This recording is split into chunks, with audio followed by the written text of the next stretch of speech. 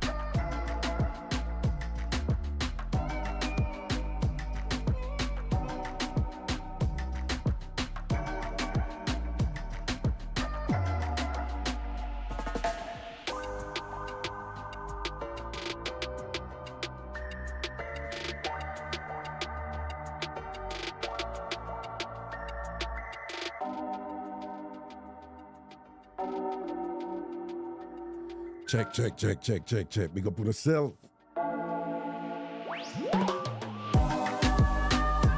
Some sort of processing that on my voice and thing, but I can't fix it, you know.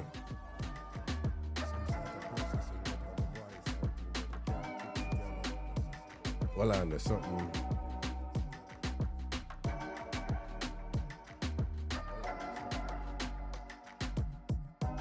Check, check, check. Check, check. Okay, fixed.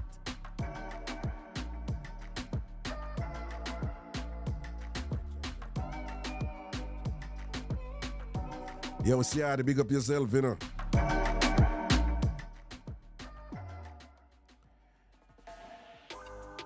Yeah, man, look at processing. No, man, something I loop back my voice, yeah, man. Let me share with you. Yeah, man, look at processing. Sitting I loop back my voice, yeah, man. All right, man, I find out which one. Okay, found it. All right, we'll go there now. All right. Boy, see already. I wish I did that Jamaica on your farm, you see me? Man, tell you, say, people.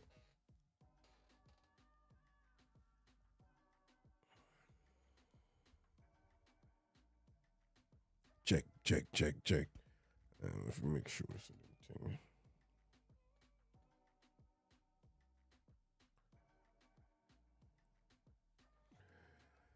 Yo, people.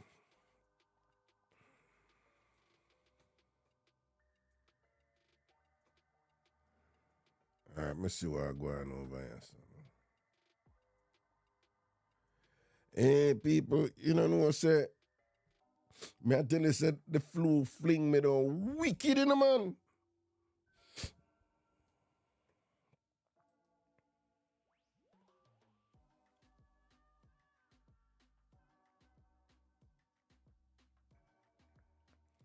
People, the flu fling me down wicked.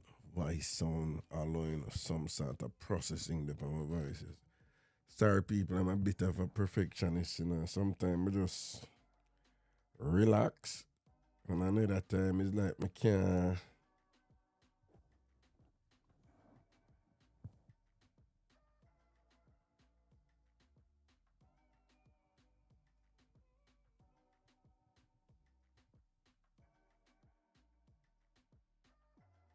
Check, check, check.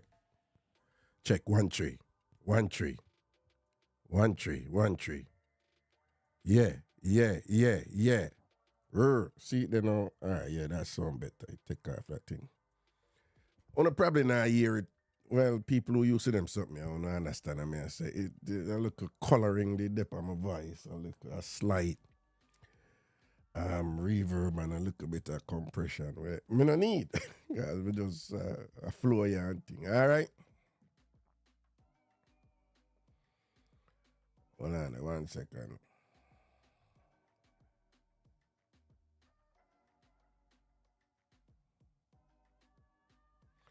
That.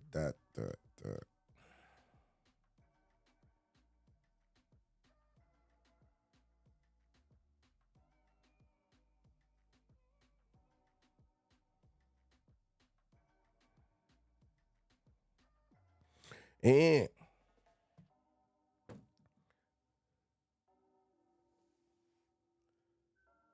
yeah, man. Well, first of all, I just want to say big respect to you. Me see you. Big up all like family and thing. All time farmers large up on yourself. Big up on a big up on all these things. Yeah.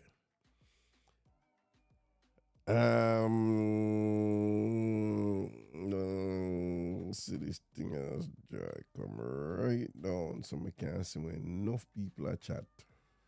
Put this over here so. I'm pulled on this here so. As I can tell people I'm not in the office. I'm home. Long time in a broadcast I'm home, you know. And me don't tell them to say me I plan for the look like that. But this is just the result of sort of compulsory I'm going right, you know. But me I tell you the people, Thursday night, Thursday night, I don't sleep well, right? I have sleep problem. I start take one magnesium, and it helped. You know, I never, as you grow, you learn. You know. Of course, if me there at Jamaica, I don't know some bush should take or something or whatever, you know. But I mean, I'm not like take drugs, you know. But them say this magnesium thing and whatever, and I've been a try it and I sleep longer, you know. Me have problem I sleep through the night, you know. I wake up, keep on, I wake up, wake up. So I'm not sleep well. Something I deal with from what. So anyway, because I don't sleep well, because I don't sleep well, I go um Thursday night. Thursday night, me did some boy. He's just so tired and whatever. I said, let me take one of them ZQL something, you know? Now, one of the reasons why I don't like the ZQL, them type of thing there, is when you take them and them help you to sleep. Well, first of all, I don't know if you take regularly. I see people take them all a while and all them something. Then people who used to take drugs and pill, favorite little thing regularly. But I'm gonna know them do them something because it's just not a good idea. But the thing, I'm gonna what the other one name again? We have Ezekiel, we have Tim have it up there. So. What the other what the more popular one? Something what people take for go sleep. May I wait for somebody write it? What name again? You have one more popular man. It up there saying, but I can't read it from this. It's up on my bookshelf. One I want to soon post it. No, melatonin. That one there. All right.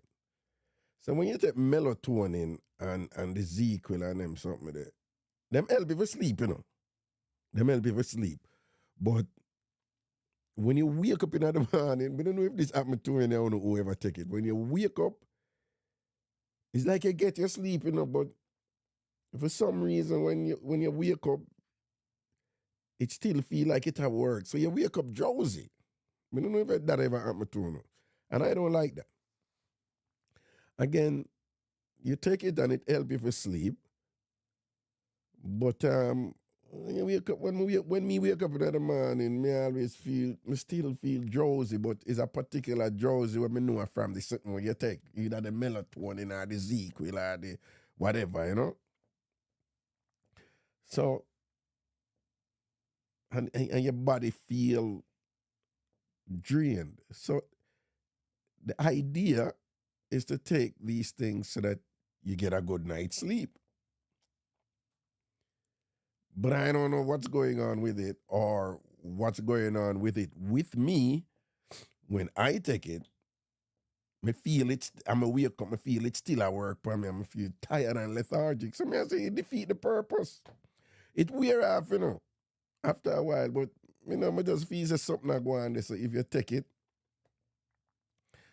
because you're tired and want to sleep. But then when you take it and you're tired and you wake up, you wake up feel tired and drowsy.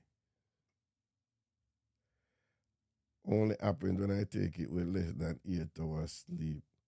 Well, that's probably what's going on with me. Which kind of makes sense. Like, say, if you take it, you have to sleep for about 8 hours because if you don't sleep for about 8 hours, then the reasoning is it's still at work because it's supposed to work for about 8 hours. You know them say 8 hours sleep at the average. So if you take it, then you go wake up 5, 6 hours after, you still have to feel it. Probably that was what was going on with me. But I don't really like it, you know. I don't really. Right. I don't really I mean just a read on the thing them or whatever. So I don't really mind something, you know.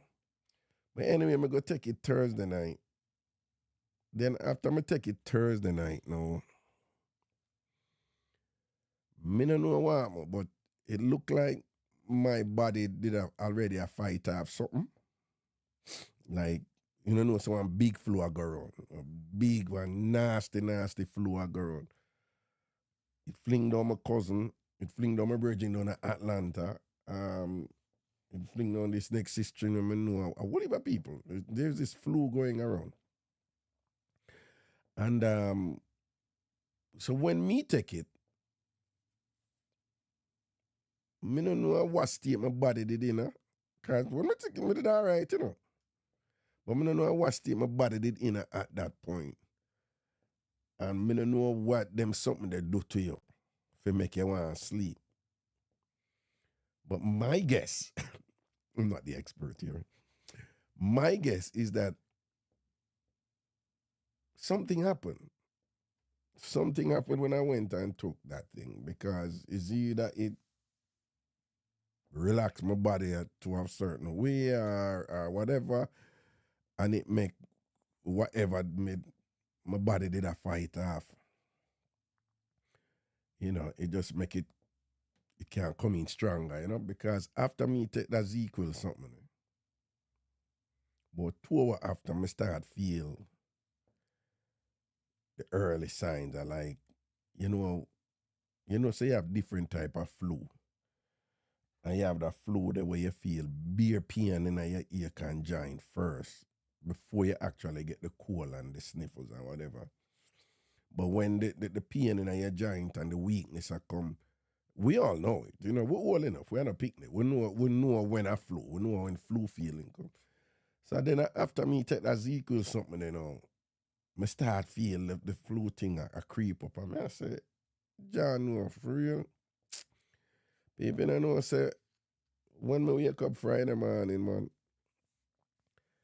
I swear to God, if me never know about that flu there, which we all know about, we all have, I be a adult, listen to me, the one on an adult.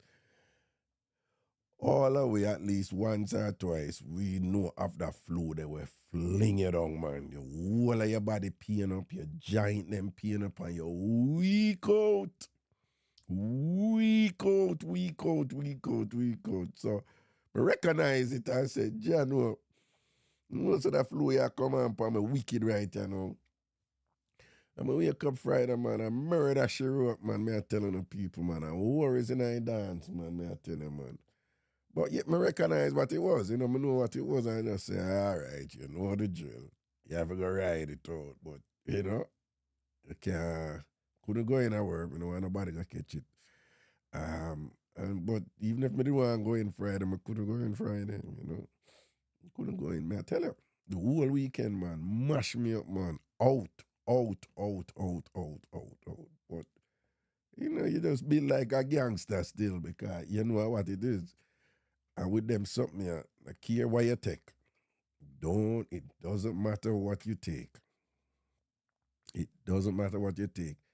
You still have to go ride it out. Whatever you take, I got my tissues here with me.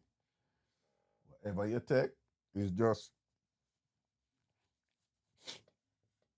I take Theraflu, I take Tylenol cold and flu. I take the emergency, you know, the emergency vitamin C every dose. And I wasn't able to access, you know, my traditional Jamaican stuff them where me usually do, you know. Some people that tell me about turmeric. Some people that say, yo, blend up turmeric, garlic, lemon and so. I know rum, lime and salt. I know, but a Jamaican, let me clarify that. The white rum them, what them sell up here from Jamaica, is not like the white rum them, the white rum we drink at Jamaica. What they are Jamaica, we don't say we drink, because a lot of people don't drink white rum. But based on US importation rules, them have to dilute the rum where we have a Jamaica. Them can't sell it with strong one. So that's why you see people always bring up rum. That's why it's a big deal for buy rum duty free. And sometimes you see people send them up in a box and thing or whatever, and then them sell them in a store or whatever. Forget the real rum. That rum there. You don't know any of that rum there, the one at Jamaica. That rum they work. For liquid flu. Right? That one they work. I can't tell you so that one they work. But and I'm a mad, I'm learning from. Big up Miss Cherry. Right? But rum, lime, and salt. The other thing we work is if you get like strong green ganja, not dry ganja where you smoke. It have to be green. Keep it in a bottle and chew a rum on it and keep it. Can keep the rum on it. But it have to dead and cure for a while, you know? Sorry.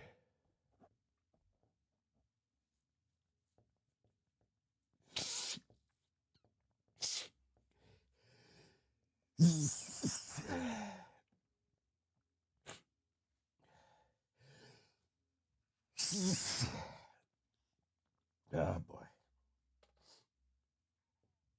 Yeah. But it have to dead.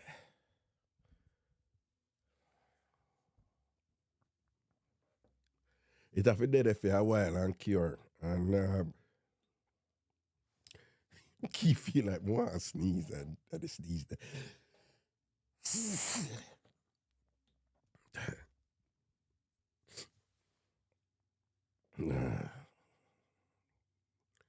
Yeah, and once you do that, man, that rum there, I tell you, man, leak out any flu. Kick with any flu. Any flu, like Jamaican white rum and green ganja. Keep feeling like I want to sneeze, and the sneeze not there. It's annoying. Simone, you need help, man. What you mean? You sneeze sexy, sir? Yo, I miss you. I God, no mad like me. Okay. You're Lloyd. What kind of white people sneeze?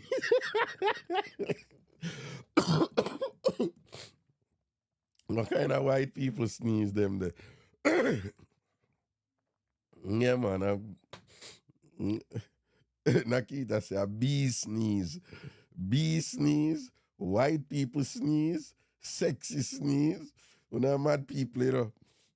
Yeah, so if I did have access to them something, I coulda, do my little thing and juggle, you know. But me I telling them, man, you just whack me up and with them something and whatever you take, you know, it just help you with the pain. It help you to relieve the symptoms, like it will reduce your stuffy nose or your sore throat, but it cannot stop you. It doesn't cure it. There's no cure for the flu, right? Um, every time the flu come, it's a different strain. I mean, many of you are experts on that now from COVID time, and you see the different um, strain that come, you know. So there's no cure for the flu. It's just the flu, and it every time it come in a different form, and it's one of them thing there, you know. So you still have to ride it out. You still have to ride it out. So no care what you take, you have to get your sleep and your liquid. Them that the two main thing. Sleep and fluids. Me understand that. So I just that me depend. But I want them, sometimes you get a little sniffles and thing, and sometimes you feel a little this and that or whatever. But I one of them I recognize that I say, okay, I know what kind of flu this, just chill, you know. Turn on your yard, well, I don't really go out anyway. I stay in my yard all right, so. I'ma just rest. Whole weekend I just rest me, I ride it out, you see me? So I wake up this morning, and thing and feel better, but still on diet, but feel look better, me have more strength and thing or whatever, you see it? Because I was just resting and drinking fluids and thing like that. And I'm not gonna. Well, me touch a roll a little bit. There's some things that I have to do on the week. I do every weekend for my kids. So I'm gonna run them. Them they have to do, though. Them they have to do. Yeah. So apart from that, me just sit here and chill and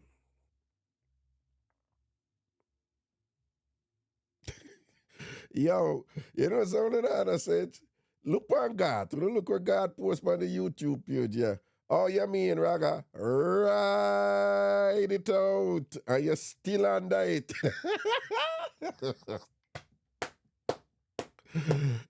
No, but what I don't know, God, you get it twisted, You understand? Remember now, if you're under it, I know you are do the riding. So one or the other is either you under it or you ride it out. You understand? You see me? Anyway, we don't know terrible self.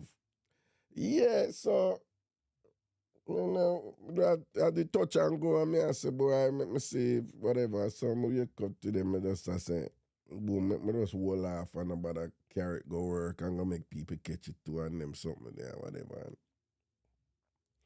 So this afternoon, I feel a little better, I'm just say, yeah, hear me. Come do a show, man. Come do at least do the afternoon show, So here I am. Here I am. Katie, big up yourself, some man love you and rate you. Okay. Big up yourself, Katie. All right. KB. Yeah.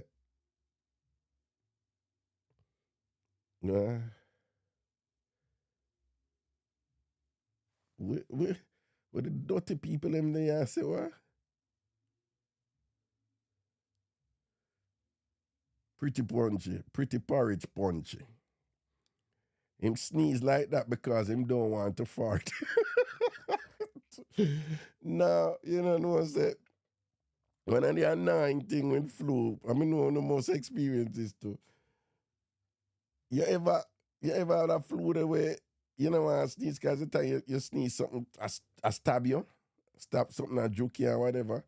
So you have to kind of try if you sneeze, get that surge there in your body, because you know it got pain and all them something. I didn't have that this time, but we know about that something, when people want to sneeze and think, and I'm go do that themselves and poop up themselves and thing and whatever. No. Well, pretty punchy, you must know. I know you go through that, man. Afraid for sneeze, no. And you do it up yourself, do. And wait up your little cheap panty where you have on, do. Yes, man. What is this thing with chicken soup? Like, even amongst white people, me hear it, well, do. No, man, me hear Jamaicans with it too, Well, not so much as white people. But there's this thing like, oh, if you see, have some chicken soup. Is it something to do with chicken soup, especially as opposed to beef soup or red pea soup or whatever? Is there something about chicken soup that is good for flu and cold? I don't know.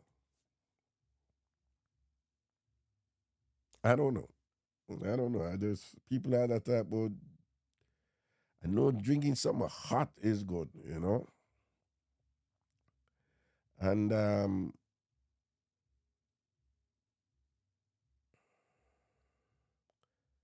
you sneeze and something hurts you, or you sneeze and trickle. Sneeze. Oh God.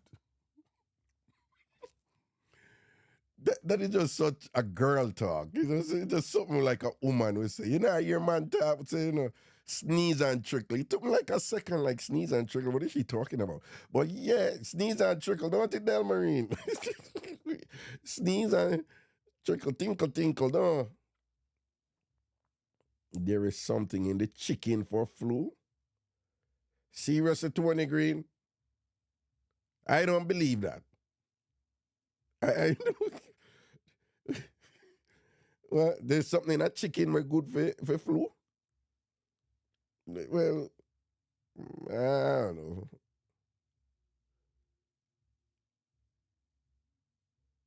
It has everything nutritious in it, but not heavy like pea soup. Mm. I don't know, but it's just a ride out thing for me right now. So I just went name that juggle through and just come here now and I go do the show. I go juggle and go through the show and I'm back on my base again. I'm home. So and my lighting seems to be a little off, but can't deal with that. I mean, worry about that after I fix it and thing. So what go on, we done everything good. I hope we're alright. But that flu there go around, so yeah, what go on. If you don't want to catch it, you know the drill. You know the drill. Right? You know the interesting thing about these flu thing and them something, yeah. Virus, they're. A virus is a living thing. A virus is a living thing. And the first concern of any living thing is survival, right? That is the first concern of any living thing, survival. And did Juby just say good day, Mars Raga? Happy Sunday? Sunday? I'm gonna leave that alone. Eh, so viruses communicate with each other. Viruses can realize that they can't beat. So you are treat. So you have something where you treat a virus, whatever. The virus may realize it can't beat where you are trying to kill it with alone, and it may team up with another virus. Or when you develop something to beat the virus would develop something to beat where you develop to beat the virus. And then this is interesting. Then it would develop something extra to protect itself based on the probability that you may develop something. This is gonna sound confusing. I say you make something to beat the virus. The idea is that viruses of us, it's not intelligence like us, but they're preoccupied with survival. So they're not sentient, self-aware entities. Like this is me. I'm a virus, and I want to live, and I want to go date and take a bus and fly. No, it's not like that. But it's virus study the opposition, they study the enemy, and develop countermeasures not only to beat what the enemy comes with, but to also fortify itself in anticipation with what else the enemy, you, me, everybody, may come with. So if you are developing an antibiotic to beat this virus, right? So you have developed an antibiotic to beat the virus, and the virus figure out a way to resist it and beat it, right? The virus also can figure out the thing where figure out what you create and then just fortify itself so that if you create something else along the same line the way you create, it can't work anymore. That is incredible. In other words, diseases, they're not static, they're dynamic, and they're continually evolving and adapting and adjusting to what we're doing. And then we have to continually evolve and adapt and adjust. So it's a game, it's a war. I just found that interesting. And they'll communicate with each other. And one virus will teach another virus how to beat what we create, Yeah. A warfare, I go on, man. Proper warfare. This is like we determined for survive, them determined for survive too. Right? It's crazy. But the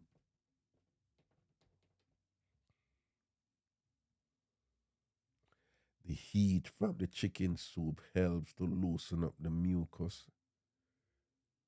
Any soup can do, but chicken soup has an anti-inflammatory effect to help cure a cold or flu. Any soup can do, but chicken soup has an anti-inflammatory effect.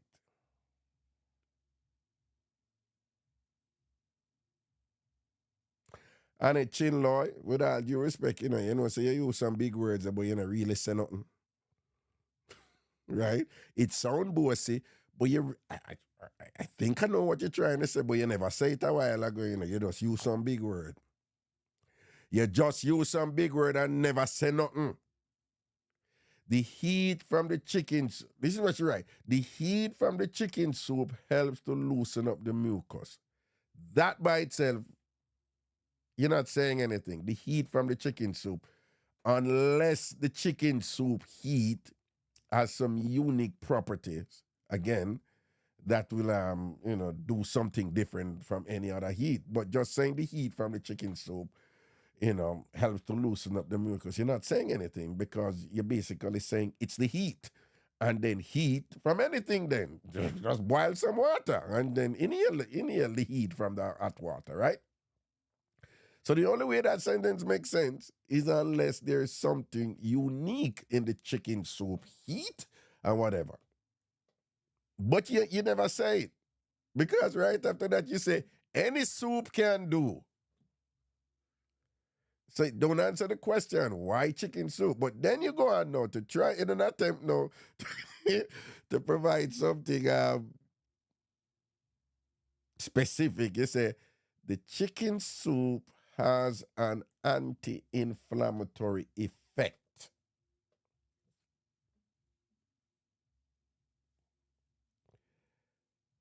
That is you giving us the result, an alleged result, but you don't tell me what are the properties in the chicken soup that leads to that result. Effect. Effect is result. An anti-inflammatory effect. What I asked was, what is it about the chicken soup that make it special for white people? From Dine Kingdom come from long time apparently, And I think there's, and just so you know, and a chin line, may I rough your panting. There may well be some truth to it, It's one of those things where, um, through trial and error, our ancestors try these things and figure that they work. Do they know why it worked? They probably didn't, right? As is the case with most of those things, they can't explain it, but them just know say it work. Drink that tea. So I want to make that tea work. What you say what? No, but why is it? How does this thing work? Little boy, just drink it tea. My mother did give it to me. I fear mother did give her for whatever me I give it. Drink it tea. That is what we grew up with. No, drink the tea. Drink this fever grass. Drink the BC tea or whatever. Them don't know it work. I mean, I'm just asking though, but it worked. Them know when it worked. Them just don't. So them know the effect, like Anna Chinloy just says, but they don't necessarily know what is it about the thing that makes it work. Um, I you know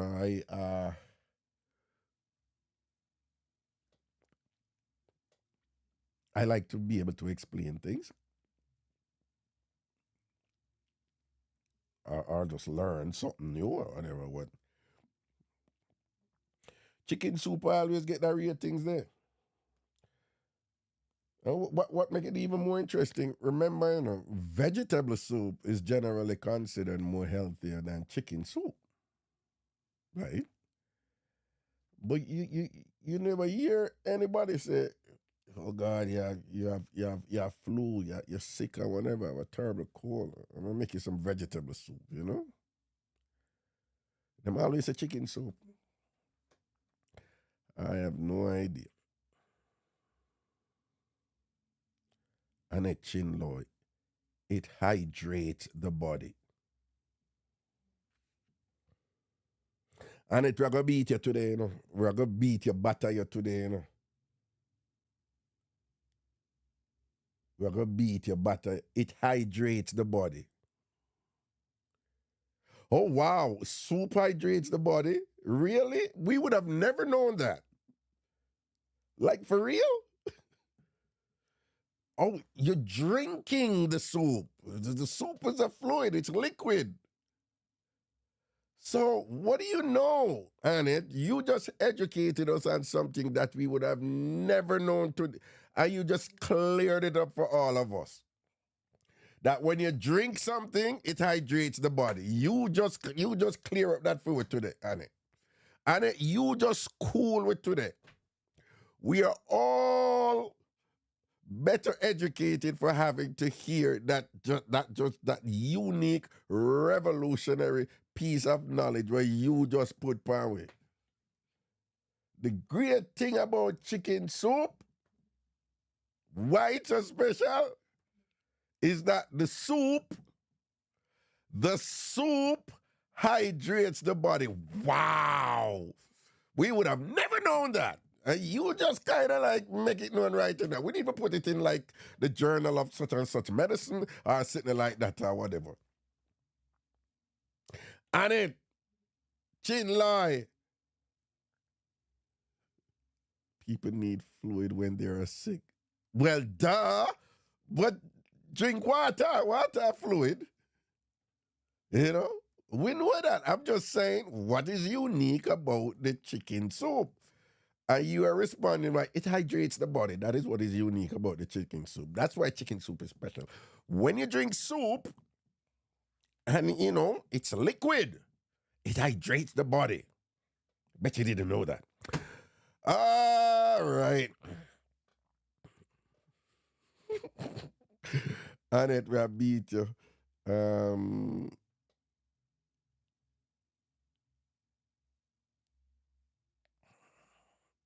Raga, do you have ginger? If yes, suck on a piece of it and it will clears up your nose. Then again, I don't know if that will help with a nose like yours. Yeah. Hey, I want you to show some respect to Big Nose, Big Head Raga. That's me. Big Nose, Big Head Raga. Okay. Nah, my nose don't need clear up. You know, see your my nose big. You don't need no clear up. You understand? My nose big. You don't need no clear up. Okay? If it need clear up, it's easy to clear up. That's one thing with big nose people. Our nose them easy to clear up. Because we say space up in our nose. No.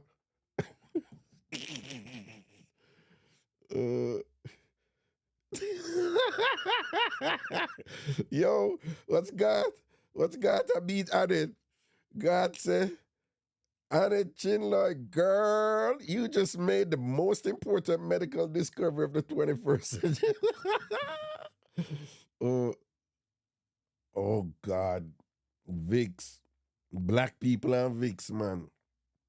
Vicks for everything. When I grew up, and my mother has rubbed the Vicks right, yes, so. My man, you have the coal up here, so. Up here, so the coal there, whatever, but my mother, no, sometimes she rub it right under my nose, so I inhale it, or she will hold it something, and say, take a deep breath. No matter if I do that, so take a deep breath of Vicks. But you're not, you just and there's the odor. I guess Vicks have that power there, But black people and Vicks, man.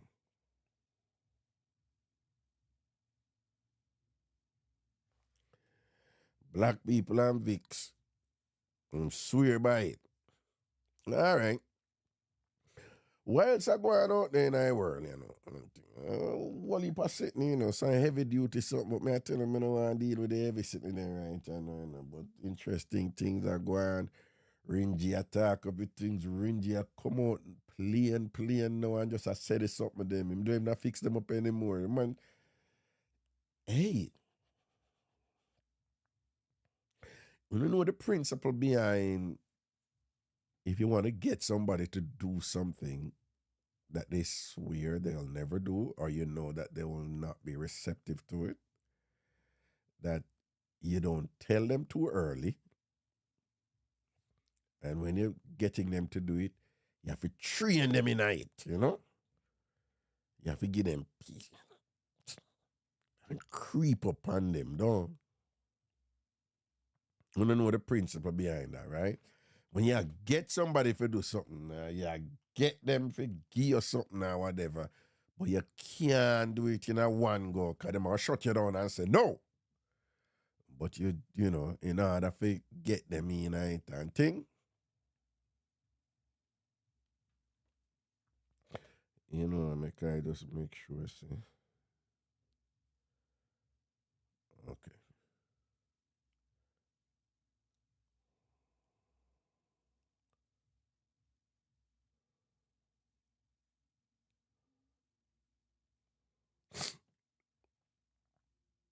Yeah, right? We don't know that principle, right? So one of the things they do in Washington is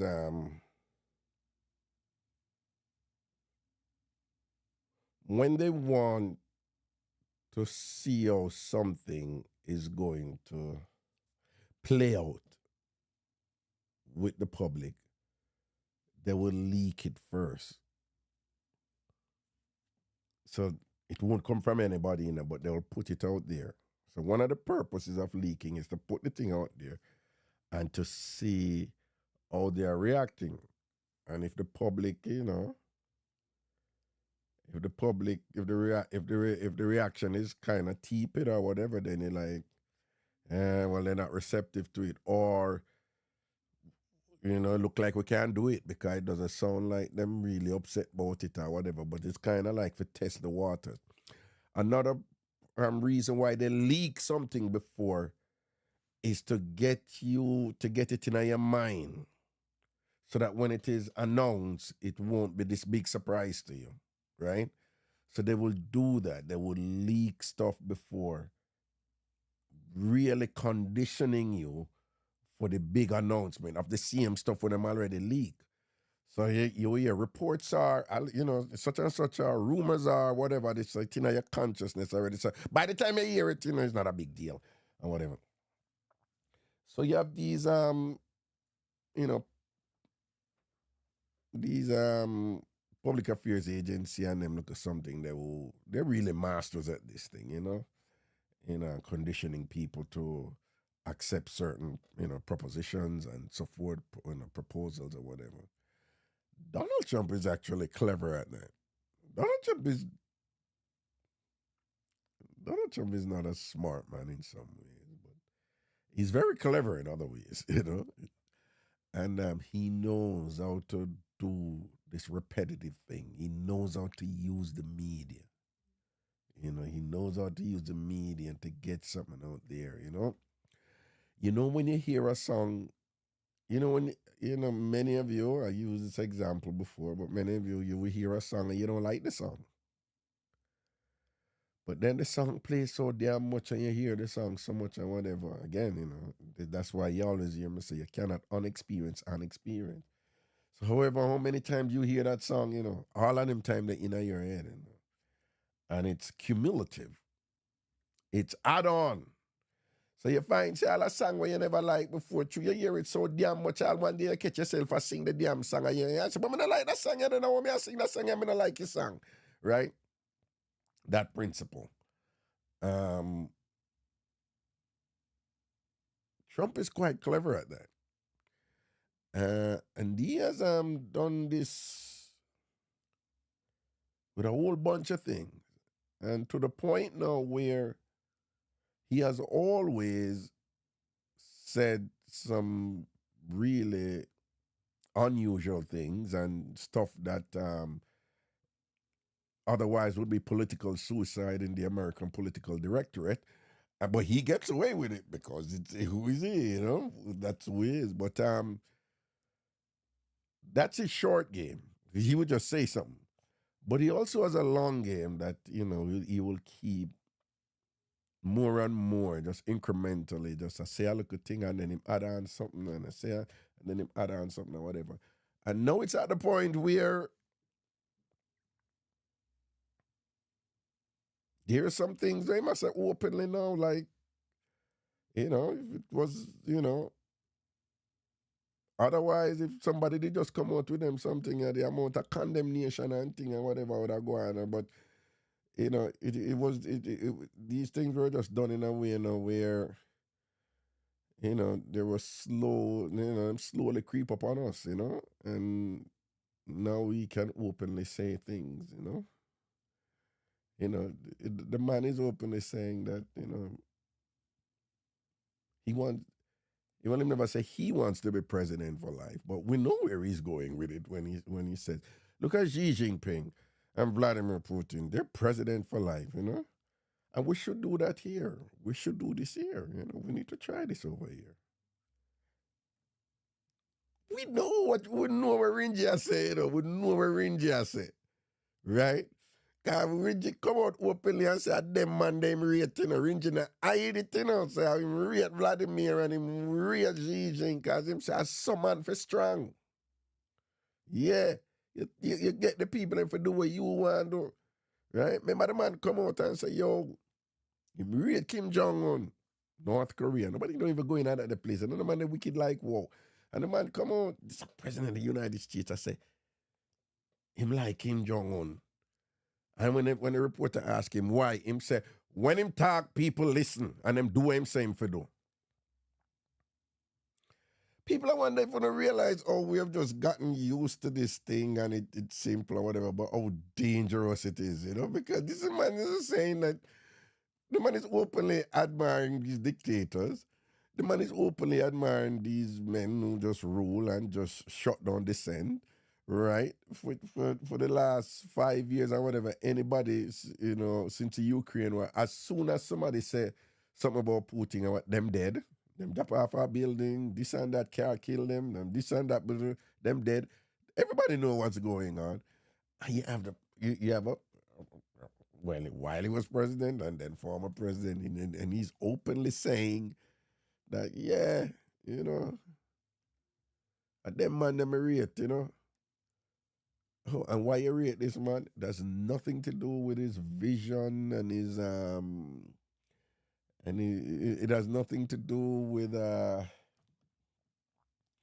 development of the people and or some, you know, some impressive goal that would just elevate humanity in some ways. I'm not going to do that. The man just say, yo, when him talk to people, him do him same for do. That is my idea of a great leader. Range said. Love Kim Jong-un. Dictator, man, and kill people like, whoa. Man, come in and just kill him uncle. Right?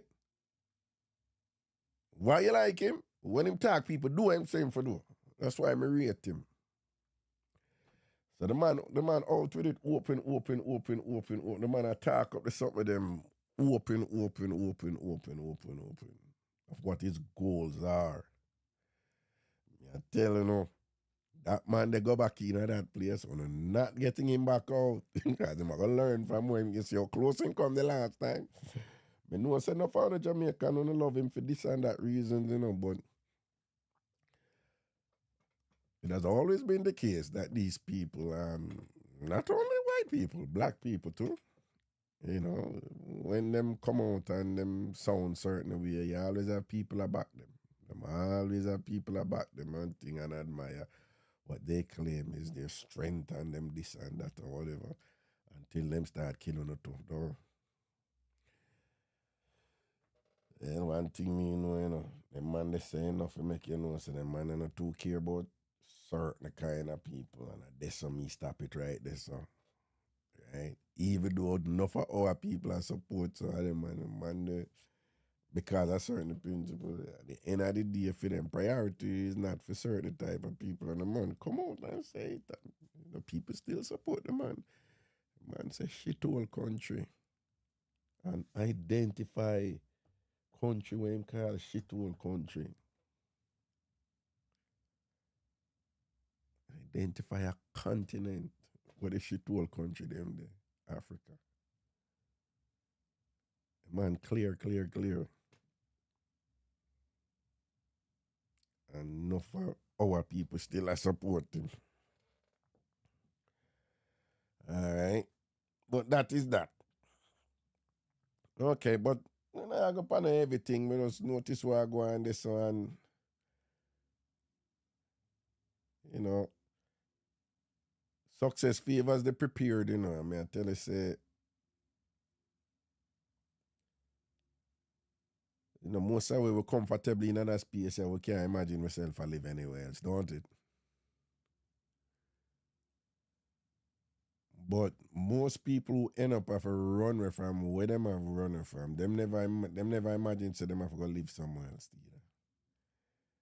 It's just that we get comfortable over in this right and we just think say, oh, we're not in Gaza, we're not in Afghanistan.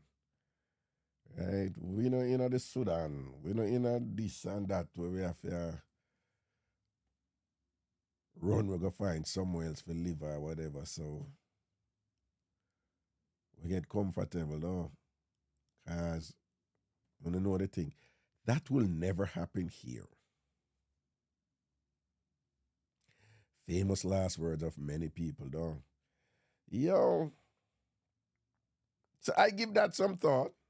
I have young kids, you know, so I give that some thought and say, boy,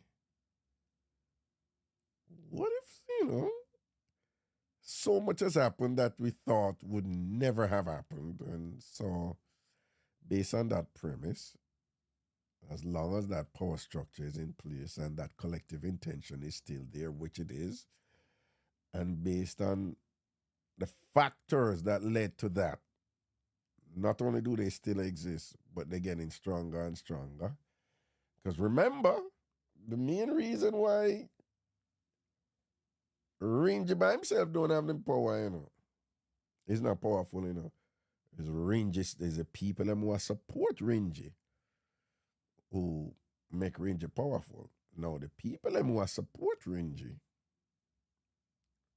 remember the last election, the most people vote, but it was pretty much cut down the middle, right? It was pretty much cut down the middle. So a significant percentage of this country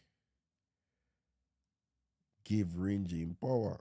And the reason why them give Ranger power is that Ranger find the sweet spot.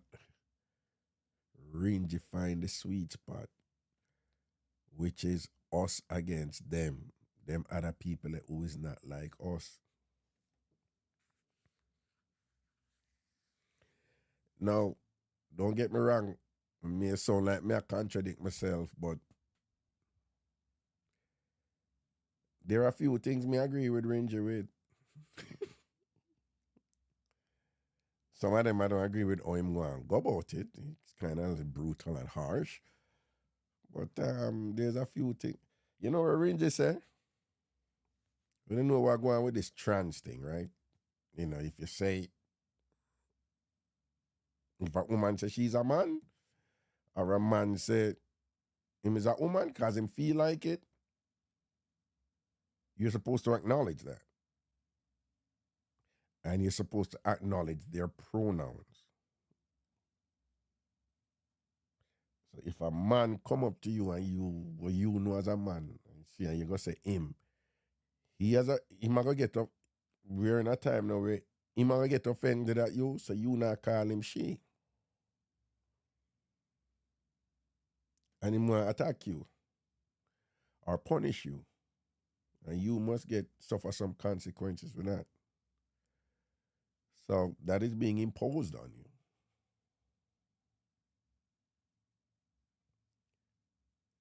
And this whole thing now, if somebody feels say them are something, you must acknowledge say them are that. No, the Republicans, the conservatives, they think this is out of control. They must say, so where this is gonna go? Where will it stop? You know? I am with them. Recently, Ranger said, all right, LeBron, you and the LeBron James, you and the Democrat, them gonna support this trans thing or whatever. So Ranger said, I tell you what, LeBron, I'm gonna lower the politics thing if you do the following.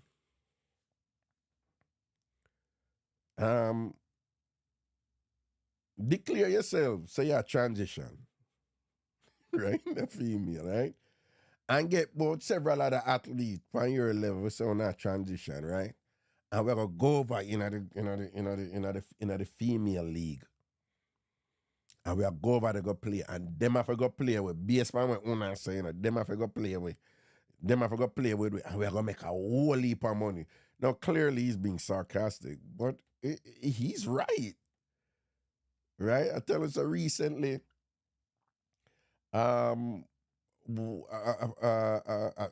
gentleman who is a proponent of this thing was testifying to Congress, a committee in Congress, and one of the congressmen said, all right, so you say if a man say him a woman, we must treat him like woman, right? He say, yeah. I must allow him to compete in a woman's sport. And the man say, yes. Because not doing so, you'll be discriminating against him just because him a trans. And the congressman said, okay. So if Mike Tyson come here and say him a transition, and him feel say him a female or whatever, and him want to go box with female, or must make Mike Tyson go box with female people, the man pause and the man say, yeah.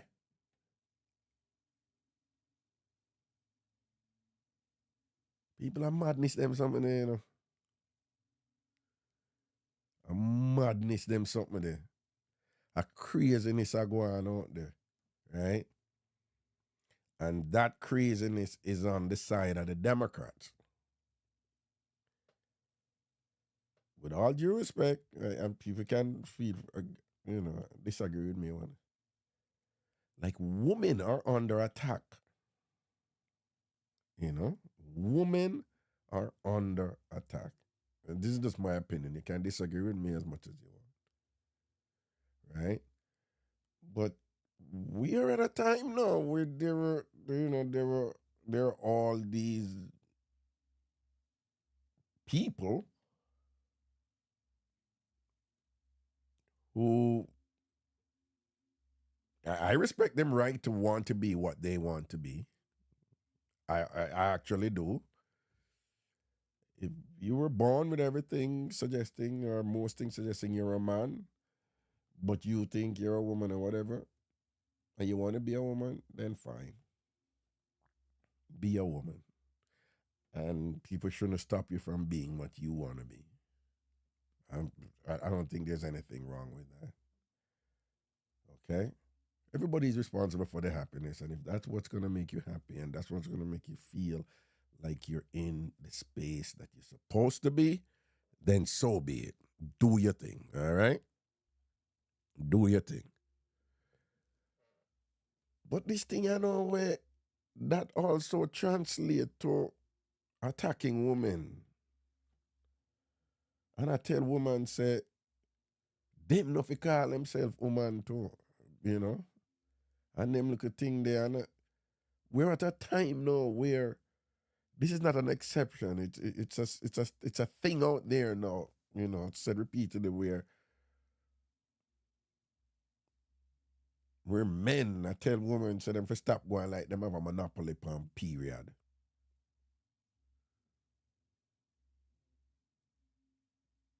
And that's how we reach, right? And that's how we there. Oh, what somebody said we're low? All right, well, I make a turn up this thing. Check, check, check, check, check, check, check, check. Well, that should be better. Whoop it now. Bring down this. All right. No, you know what? Let me bring up this over here. So. Check, check, check, check, check, check. All right, cool. Yeah, that should be better. All right, BT, tell me if that better, yeah? Well, it should be. Check, check, check, check. Yeah.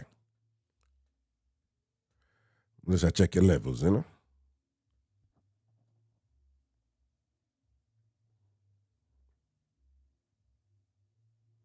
Check, check, check, check, check. Mm-hmm. Yeah. Mm. So I guess over there now, you know? See, people are trying to say, we're here, we're gay, and we're queer, and we're coming for your children.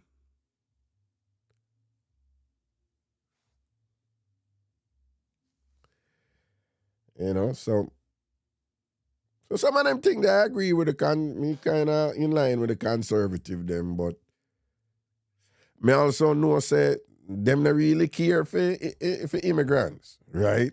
And them very, very clear about that, right? And I am not for open border, just for security reasons. I'm not for open border, so I'm with them there. But I don't support people that ride per ass and a whip Asians in them back and all them sitting there, whatever, which you don't do with white people, right? I wouldn't know which immigrants you know want to come here, as opposed to which you are welcome here, right?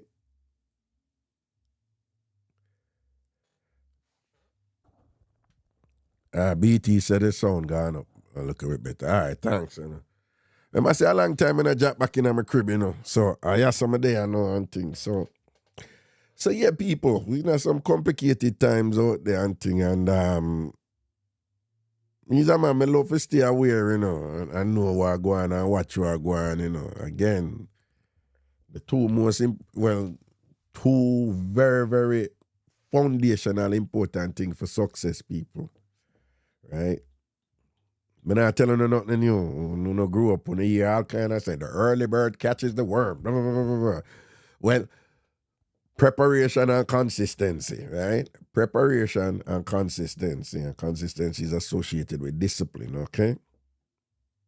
Those who are prepared will always more than likely beat the unprepared, right? And preparation in this instance is don't overwhelm yourself with what is going on, but pay attention to enough and whatever contingencies you can put in place to protect yourself, go ahead and do so. Go ahead and do so. You know, that is why, yo, you know, say, I would live in Ghana, you know. I would live in Ghana. I would live in West Africa. And I like Ghana, you know. I know there are other countries there, but you know, I like Ghana. So, and I'm not saying they don't have their issues over there. You know, they're Ghana. Well, Ghana is not in West Africa, you know. So, you know, in northern Nigeria with the border with Niger and places like that, they have some issues up there and all these things and whatever. But you know, Canada too cool. But you know, there's a possibility that Canada may look very attractive, though. Even though them tax up, they're not too wonderful, though. Anyway, people, don't just go and watch your ride. Go and watch your ride and see what go on. Go and watch your ride and see what go on. Make we just segue onto something else and then we take some call. No? People, one of the things that is most used out there, but it is actually very confusing, you know, is love. Love. Love. Now, I notice that when people get older, that love something that they become very, very relative in a way where, you know, as with anything, different stages of your life, you have different priorities. You have certain priorities as a teenager. You have certain priorities in your 20s where you never have as a teenager. You have certain priorities in your 30s where you never have in your 20s and 30s, in your 20s and teens and whatever, or you drop them there from your 20s and so it goes, And after, and as people get older in general, people just get, people just get practical, practical in the sense that they're not driven as much by emotions as when they were younger. It doesn't mean that they still don't feel to be human is to have emotions, But so they still feel emotion, they say whatever. But what I'm saying, emotions, when people get older, emotions, they either change, like everything has been changing throughout your life, but they change, or and the change usually involves some sort of reduction in dependency on emotions to get things done, or a reduction in the importance and influence of emotions in determining your choices. So me hear a pastor preach. It's one thing a pastor preach. And basically pastor preach and I say, right we have to stop this love thing here in a relationship, because I know love make relationship work, And then he proceeds to identify some other things, some elements of things where him say, them something that make relationship work. But then I listen to him and I say, yeah, but I want could I say, then are them elements that make love? And go back to the thing where love is individually defined. And then it raises a question then. So there's a popular definition of love out there where most people subscribe to. What is that? So nobody don't really know. Any on the call right now, and most of you who listen to me right now, I swear to you, who you have used the word love all your life, and say, and him not love me, and the woman's favorite line, I love him, but I'm not in love with him. Women say them something, right? And I love you, and I really, really love you, and I know you love me, and whatever. So we use love, and we mean it when we use it and thing, but if any other call in right now, if you just think about yourself right now, you have a problem I define love. All when you're sure, all when you're there with your husband, your wife, your man, your woman, or whatever, or the ex the way you didn't love her, and for broke up because they never mean for broke up and whatever, and all them something there, whatever. All when them something there in place and them thing there, I wanna think about it, I wanna know for a fact, say, I wanna love that person, or that person they love. If you want to define it right now, you can't define it. Most sound are just say, no, I just know it feel. I don't know it feel. But when you can't define something, you don't really know it. So may I ask, any of wanna give me a call right now? Give me a call open up them phone line. Wanna give me a call right now and just define love to me. Right? Where is this thing? Okay, here we go. Right? See number them there. When give me a call right now and define love to me. Right? More hear what is love. Right? Hello. Hello. What's up? Wagwan. I can't answer your question, but never ask you a question to your question. Yeah. So you say when woman, when I go to Jamaica, when woman say, you don't love me, or whatever you just say about woman and love, can you say, like back in the day, can you say that now we know about love language and how we receive love?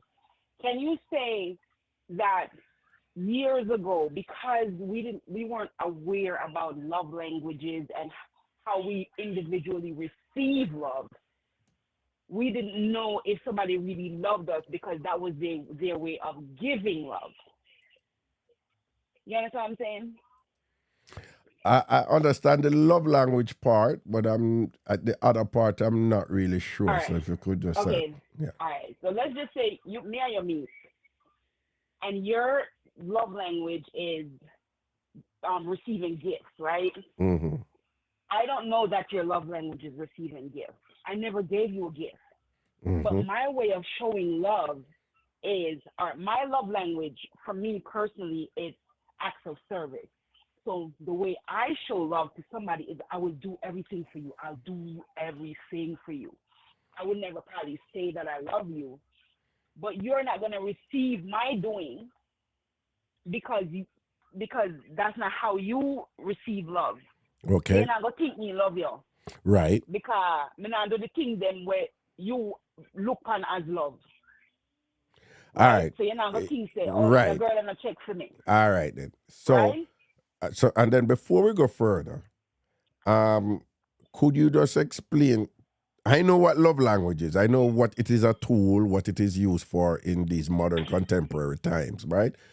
But there are Yeah, people, you started by saying, yeah, because we never know about love language, right? And but there's a lot yeah. of people listening right now who don't know what you're referring to, right? This whole thing about the 5 love languages.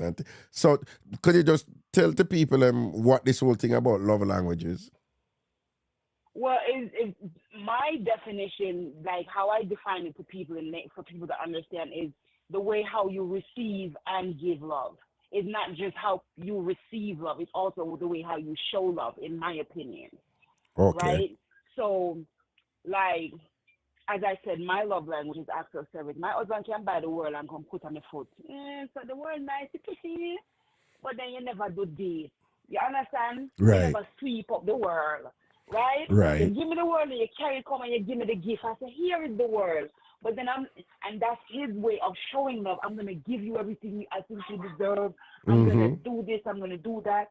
But then me not look on that because me I say, but he never sweep up the world. Look how him left the world from dusty. He couldn't sweep up the veranda. The whole house clean enough.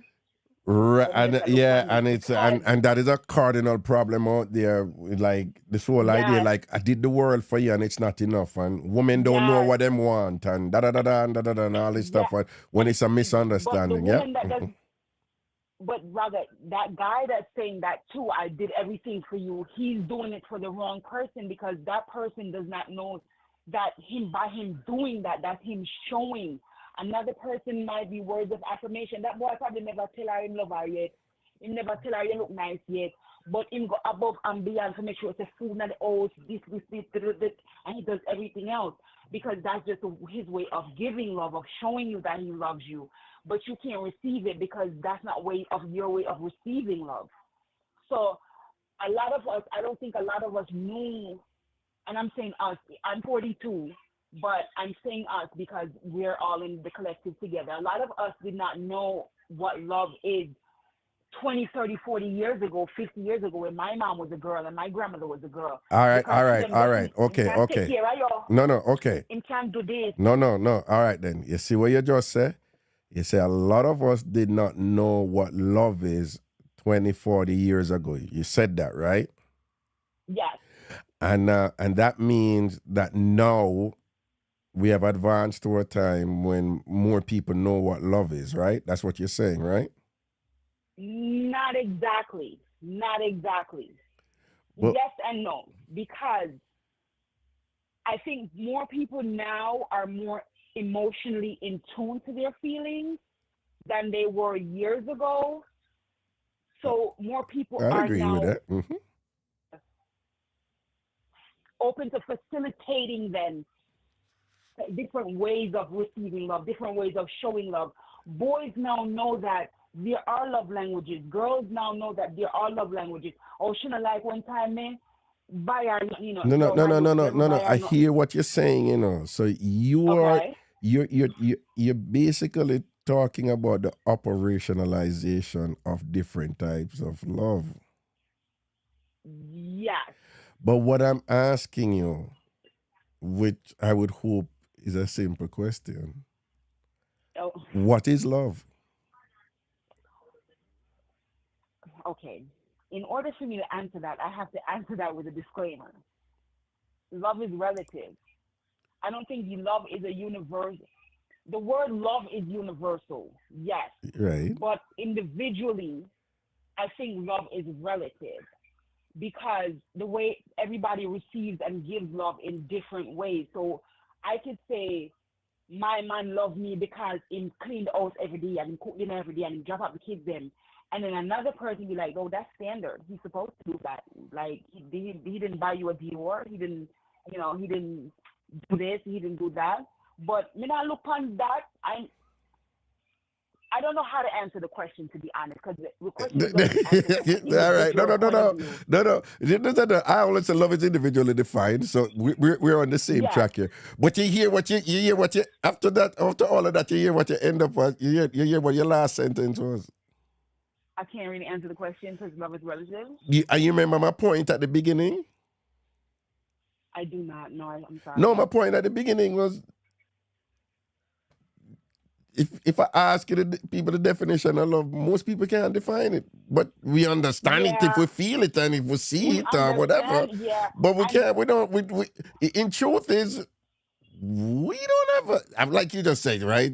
Love is individually defined, but we're moving with this kind of thing out there where we're interacting with a person, and then based on how the person interact with us, we can tell if it makes us feels good or if it yeah, or how good it make us feel or how secure it make us feel yes, and based on our feelings or whatever and how much we want this person to be in our company and so forth like that, like, and then we say, you know I love her or I love him or he loves me or she loves okay, me or whatever, but it's just in that individual space, and the key thing you said just now, the key thing you just said now is like when you said, when you can say my husband loves me because boom boom boom boom boom boom boom, and that yeah, works for you, yes, and that works for you to your point, right? But yes. but and just so you know, I'm not against the love language thing. In fact, I think it has been very useful. The thing is, the love language thing is not saying anything different than was said before, right? It's No, it's just not. It's just right. defining it and putting it into perspective. No, it just put it in a different way that it is more palatable, Because when people Yeah. hear love language, they think like, do you speak my language? And if you don't speak my language, I can't understand you. And you may be saying No, no, no, something no, no, good. no, no. No, no. I am Another no, point that no, no. people Hold on, need to hold on. understand. No, no, no. I'm sorry. I am saying is that one of the good things about the whole principle of love language, and I think it's kind of, I think it's useful, but I think it's kind of spurious in some way. But what I'm saying, one of the good things about it is that it uses a structure that either subliminally or consciously people can understand, because people already understand the notion that you know if you speak Greek, I'm not going to understand that language because I wasn't raised in that language. So when people Yeah. hear what your love language are, you have a different love language. It's easier for them to understand this thing that has existed long, long time ago, which is that. You tell me say me no love you, and me no say me love you because I'm speaking a certain language where you don't understand, Yeah, or you want me to speak a language basically, where I don't understand. So I'm saying its basically. utility in that sense has been very, very good. Now, as you know, with each of what, and people, you can Google love languages and say, what are the love languages? I think it's five. It's five, right, caller? I think it's It's five there. five, yeah, Yeah, there are five out there, right? And what they do, yeah. they give you what whoever this scholar is or whoever did it, the components under each, and they're basically saying, most people they're gonna fall under the one or two. I'd encourage you to be careful and don't do that thing where you said you, No, but unconsciously. No, not you Raga, in a caller. I'm just talking to the listeners. no, Um, I'm just saying mm, a disclaimer right there is we all have all of languages within us. It's just on varying degrees. I just want to insert that. no, and I I would also, as what I usually tell people with these things is, use it as a guide. Do not yes, be definitive with it and say you're lucky at this one thing or what. You could actually have piece out of all like five of them. mhm, And whatever they put under each under the five, there could be 10 million other things that is not there. And remember, a yes, lot of these things are their culture, they're culturally biased. yeah, Not to any fault of the person who make it up, because these love languages, just keep in mind, they're very westernized. They're western yes, types of what love is. I guarantee if you go Ethiopia and whatever, you'll see a whole bunch. You see, you know, sophisticated social systems with people functioning and doing really, really well on a total different system than where we grew up with in a Jamaica mhm. in America. And you would be, it would be rude of you to say something wrong with them because them don't fit in at the five love languages. Yeah. So Exactly, use it as a exactly. tool, as a guide. That is my suggestion and thing or whatever. So I actually like the whole love language thing or whatever, because it tells people to give It some. put things into perspective for me, Yeah, even to even yeah, understand myself a little bit more. yeah, yeah. And to be honest, like what we as we go through life and we go through different types of relationships and different events happening during these relationships, our definition of love changes. Right. It definitely changes All right. because All right. Now, and then you turn, you go into a second part of what I wanted to bring up here. All right. What do you think of when people say they fell out of love with somebody, or the love has gotten stronger as we have grown together, or they fell out of love, or what do you think of the main thing going on there as people say they're in love, and as they grow and they get older, so I changes don't think the occur. But what is initial going on there that people need to understand? I don't think the initial feeling was love. I don't think the initial feeling that they felt was actually love. It was so different from what they felt before with somebody else that they probably, and this is me assuming and generalizing here, that they've never felt this feeling before. It's definitely like it's a strong infatuation and oh my gosh. But then they that usually happens like within like the first 3 months of meeting somebody, and within the first 3 months of meeting somebody, people are sending their representatives. People can only pretend, knowingly for 3 months. After 3 months, your pattern naturally breaks, and you go back to how your natural demeanor is. And I think, because when I tell you that, me did love a few times. When when I was a teenager, me love me, I love him. Right, But right. now, even in my current marriage, we've been together 14 years, married 7. There have been so many degrees and varying degrees of love during this one relationship. And it's not the same love that we started out with within the first 2 years of our Exactly, relationship. exactly. So hold It's on now. So definitely hold on, not. hold on now. So you kind of touched on the the initial thing where you're not being your full self and whatever, and whatever. Yeah. But what I really was asking you is like, when two people they feel like 2-3 years and then pass the initial euphoria there and them excitement there and them getting and them thing and them love, and then by year 4, year 5, year 6 and thing, you hear people say, I'm gonna love her again, or I'm gonna love him again and thing. But the love was real before. Hold on. But the love was real before, right? Yes.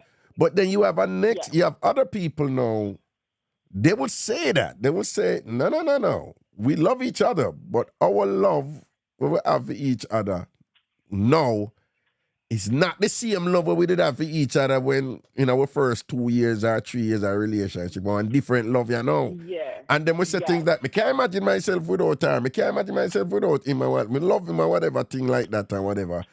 Like, so what happened in the relationship where the love changed and it worked? What happened there?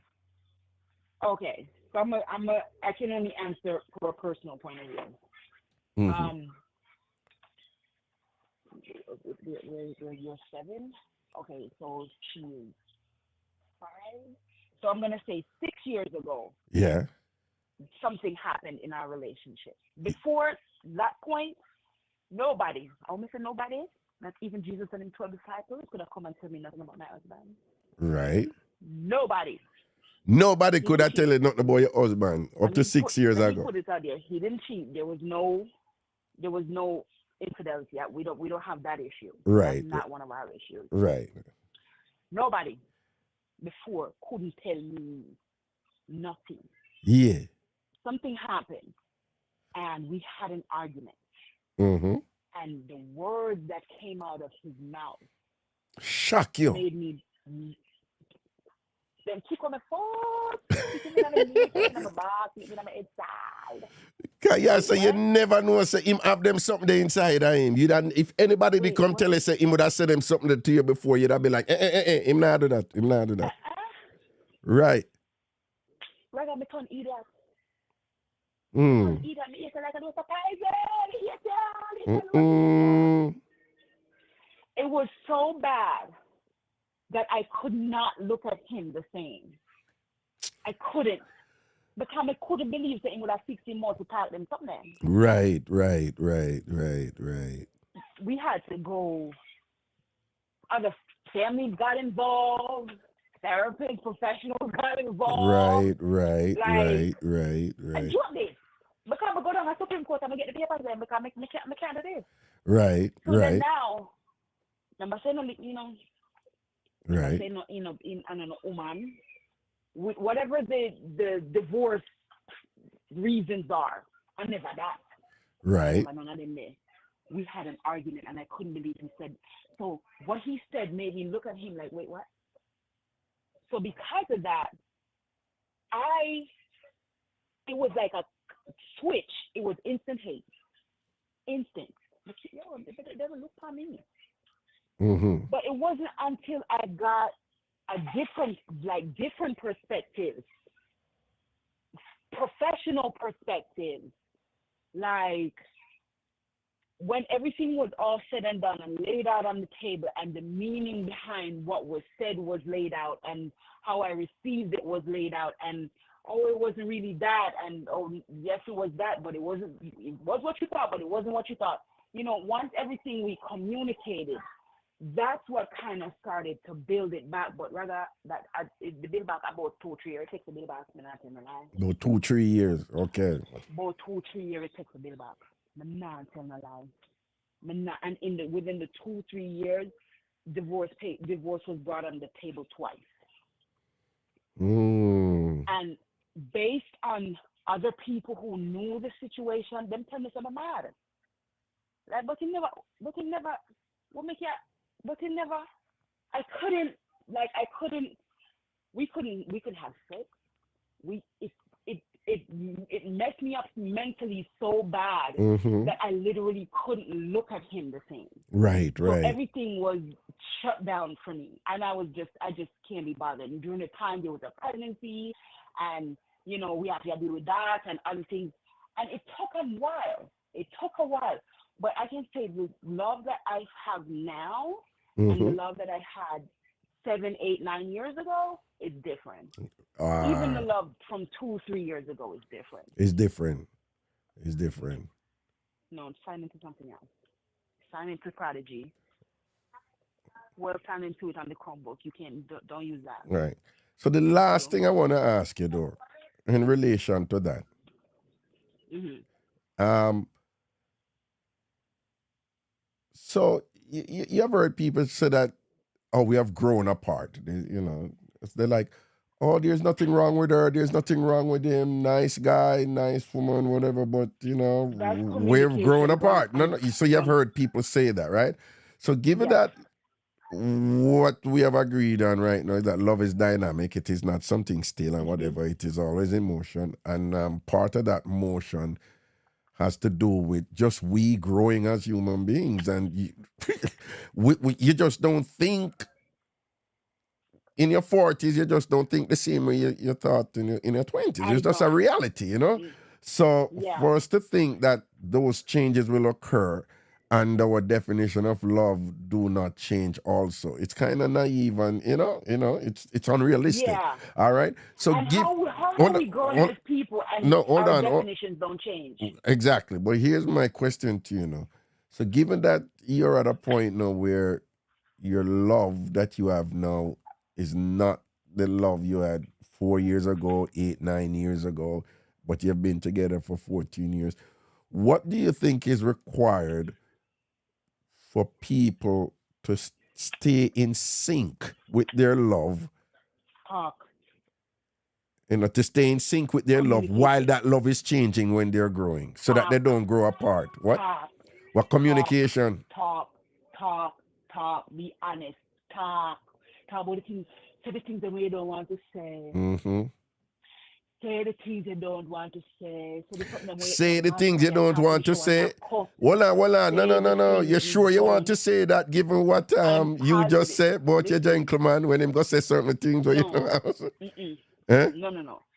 Being honest about a situation, trust me.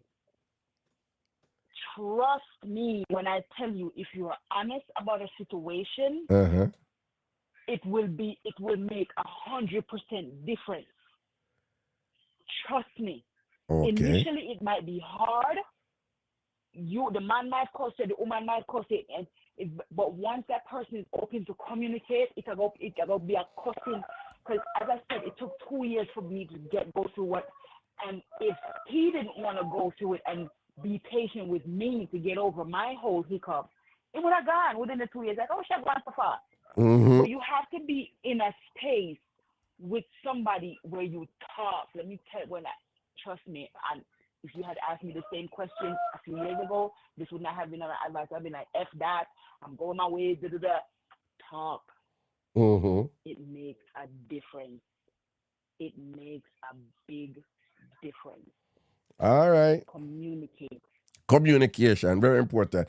Yep. Which raises another question, and I don't mean to beat up on the men, but it raises another question that one of the biggest complaint from women why they end up not feeling as close to men as years go by is that they say the man them don't talk or the men are not All good right. Look here. communicators and them don't understand themselves enough to talk or whatever. A nice guy, 100% but fact. him not know for talk and can't, so that's You have to another teach issue. him. Yeah, listen. You see, my person, rather you know him. You don't know who you are talking to, but you know him when he was a boy. Y'all was boys together in one of the communities, in one of the inner city communities that you grew up in. You know him person enough to talk to him. And Oh, him grew up in an really? inner city community. Yes. And grew up in an inner city community, Right. up there, so, run at the school, round there, so, up there, so, yeah. Him grew up in the same community there, ghetto man. He's 14 years my senior. I grew up in Jamaican band, grew up at Brooklyn. We have different educational backgrounds. We have different upbringings. And the ghetto man snagged the country girl and here we are together. When I tell you that boy did not know how to communicate, he is 14 years my senior. Let me say that. Mm-hmm. 14 years my senior. He did not know how to communicate effectively and efficiently because the people who he had dealt with me prior were people in the same environment that he's from. So it was just, oh, that's instant. Show me can't bother. I'm not that person. Oh no, Right. you're gonna have to say it. You're gonna have to say I can't assume. Right. Right. No, I'm not Right. gonna assume. You know what I mean? Nope, I don't. I don't know what you mean. Say it, because I'm a visual person. I need you to hear it. I'm an audible person. I need to hear it so I can visualize it. I can get it in my system. He did not know how to communicate. Period. Yeah. Period. Yeah. Period. You Yeah. know what I mean? You know what I mean? I never got me mean. You come down like on Jamaica. You go. Well, say what you mean. Say it. Yeah. If It's a, something not it's a bother it's a you, problem for yo. a lot of Jamaican men, you know. And let me tell you, my listeners and viewers will tell them. I tell them all the while. When I came to America and started dating differently and whatever, and have women relating to me in a certain way, it was then that I realized I was an emotional dunce, like dunce bat, proper Done. dunce bat, like Done. dunce. And a lot of the things I realized, okay, so I spent the first few years of my life in Jamaica and then I came to New York. What I realized that by going back and forth to Jamaica all these years, and I got summer, every Christmas, whatever, meeting people that live in Jamaica and people Jamaicans living in America is two different kind of communication. And I feel like the men who live, or not men, the people who live in Jamaica longer, like they come to America and they're in their 20s or in their 30s, those people are so, indoctrinated in, I just can't stay. No, man, I just can't stay. They're not open to change a lot of the time. And if you do change, do you change? Are we supposed to though? I thought we were supposed to. Mm. They're not open. I feel like the older Jamaicans who spent most time in Jamaica are not very good communicators, and I think it's men and women. It's not just the Interesting. men, the Interesting. women too. Yes, yes, Interesting. Interesting. yes. I feel like when people are in Jamaica longer and come to America as adults, them just so stuck in a some way. Me a Jamaican, me a well, I mean, but you can change though, right? You can't see from the way that, and I realized that by talking to my husband and his family, a lot of the things are like old school and they, no, but I still could Right. go, but we can do it this way too, right? And we get a better result, maybe even quicker results. We can do it another way, but they're not very good communicators, I think, when they grow up in Jamaica a longer time because they're not open to many different cultures and many different ways of thinking. I'm gonna take some other call right now, but you raised some very, very important points there. And you see that thing there where you say where people, Jamaicans raised in the US or who spend more time growing up in the US as opposed to Jamaicans who grew up in that they have well, I'm paraphrasing, they have a different worldview and a different style of Oh, 100%. communicating, and they interpret and understand emotions differently, and it's so true. And but yet, people often approach a fellow Jamaican and be like, "Oh yeah, Jamaican, say you can understand me. We will make shanting or No, whatever," and that is not no, necessarily the case. But I'm going to take some other calls no. here. All right, but Sure, thank you so much for sharing. I appreciate it, and it was a very no fruitful problem. share. All right, blessings, No man. Cool. problem. Okay, All right. cool. Yeah. No, she raised some very important points, and we're talking about love and I started out by saying that most people have used the word love and are of the opinion that they have experienced it in that they know what being in love is and they know what being loved is, and them being in love. But yet if you ask them to say, okay, what is it that they have difficulty defining it. And usually when people have difficulty defining those things, it's when and another thing, if you can't really say what it is, it's usually a sign that you really don't understand it fully, and and part of that is because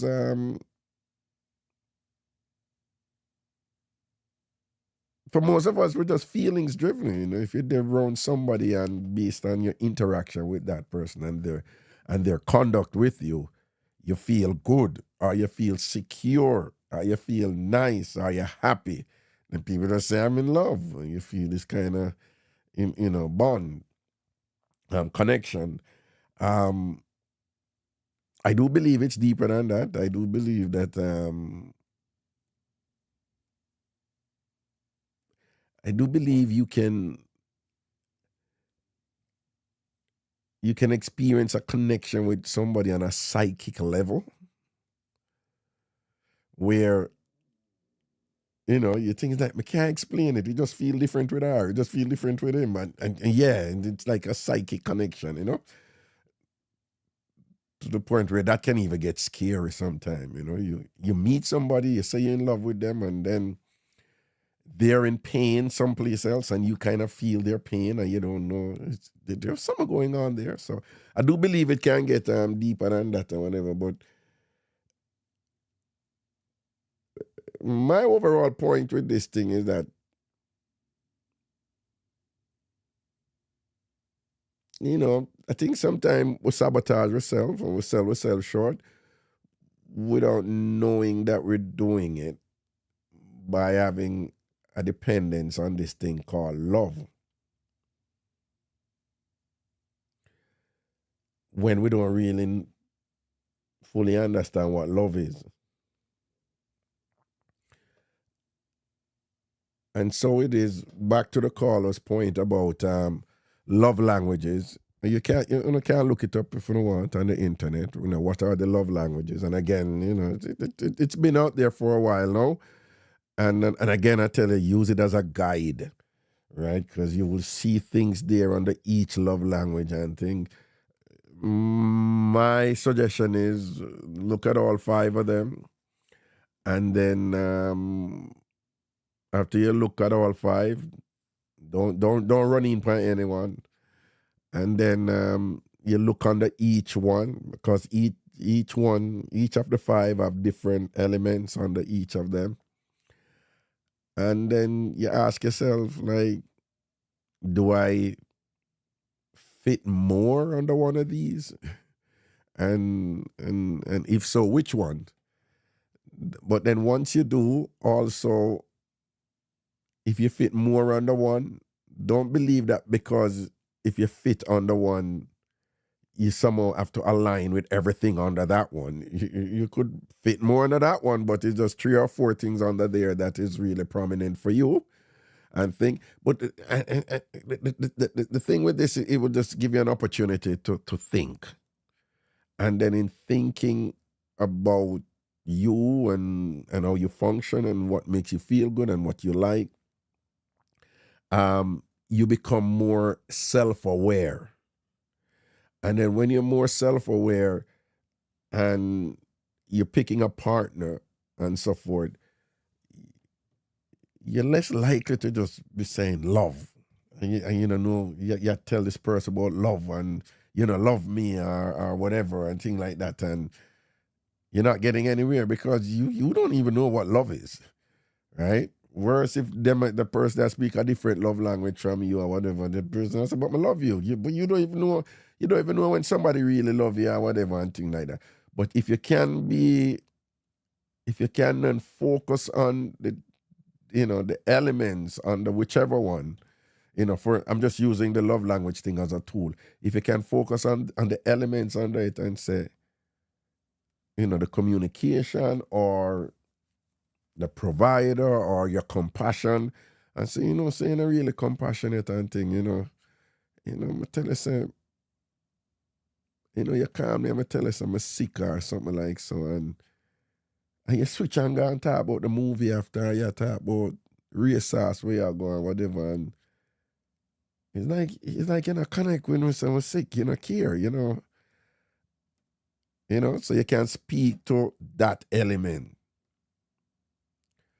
as opposed to I stay up your son and say, you don't love me because so and so and so and so and so. And then when you speak to that particular element, like the caller was saying, talk, communication, that is important, then probably you can get somewhere.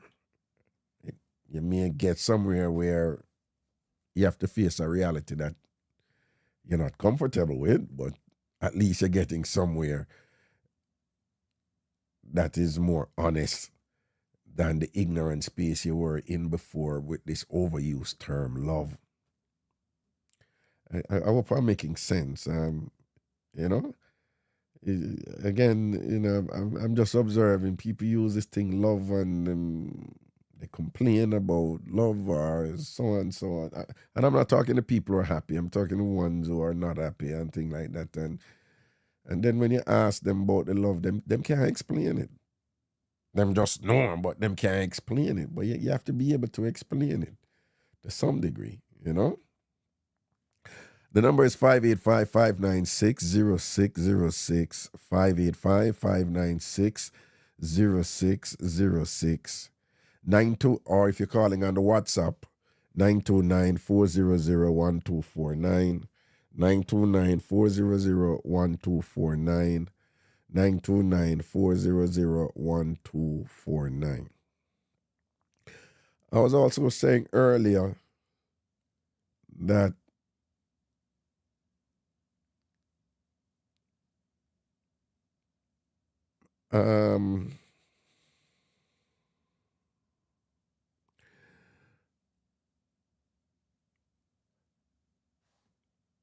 one step at a time. Keep in mind the point that was made before.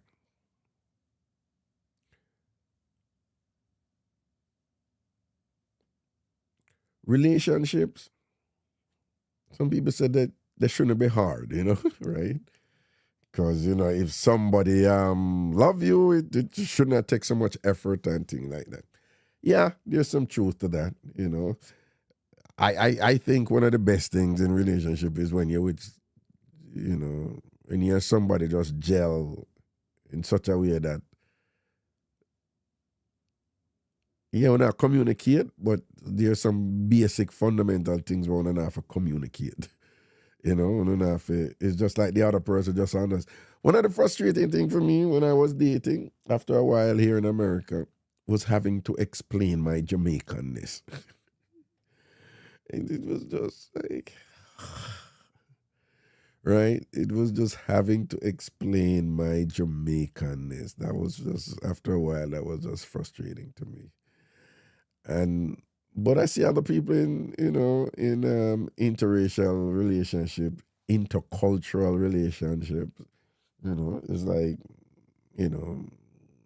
both people may be Asian, but one is Korean and one is Chinese, and so there's issues there. On our side is both people are black, but one's American and one is Jamaican. That type of thing. And yeah, people, it worked. It's like, the differences are there, but they have enough commonality at the base, which is important. That, in terms of their shared experiences, and in terms of their goals and their values and so forth and things like that, that keeps them together, and they delight in this continual explanation of themselves with each other. So I know people that work, but I remember just thinking there's something to be said, when you have somebody who understands you. I think that's the biggest thing in a relationship, having somebody who understands you. And hopefully that you understand them too, because it can't be a one-sided thing, And when, so it's what works for you. And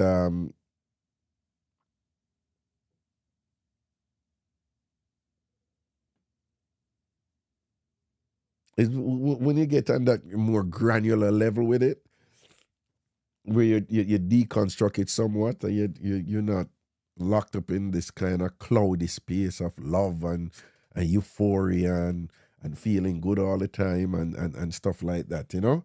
But you're grounded in a more realistic space where you know that, you know what, we're growing together, and as we grow, you just you have to work on making your love grow too, you know. It takes effort.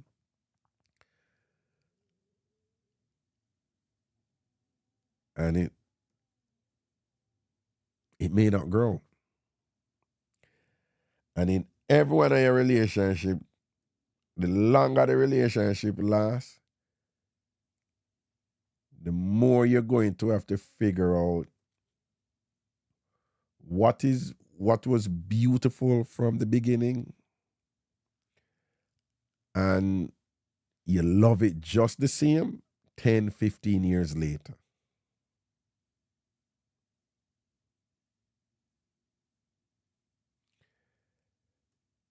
And at the same time, what was great at the beginning, but based on your growth,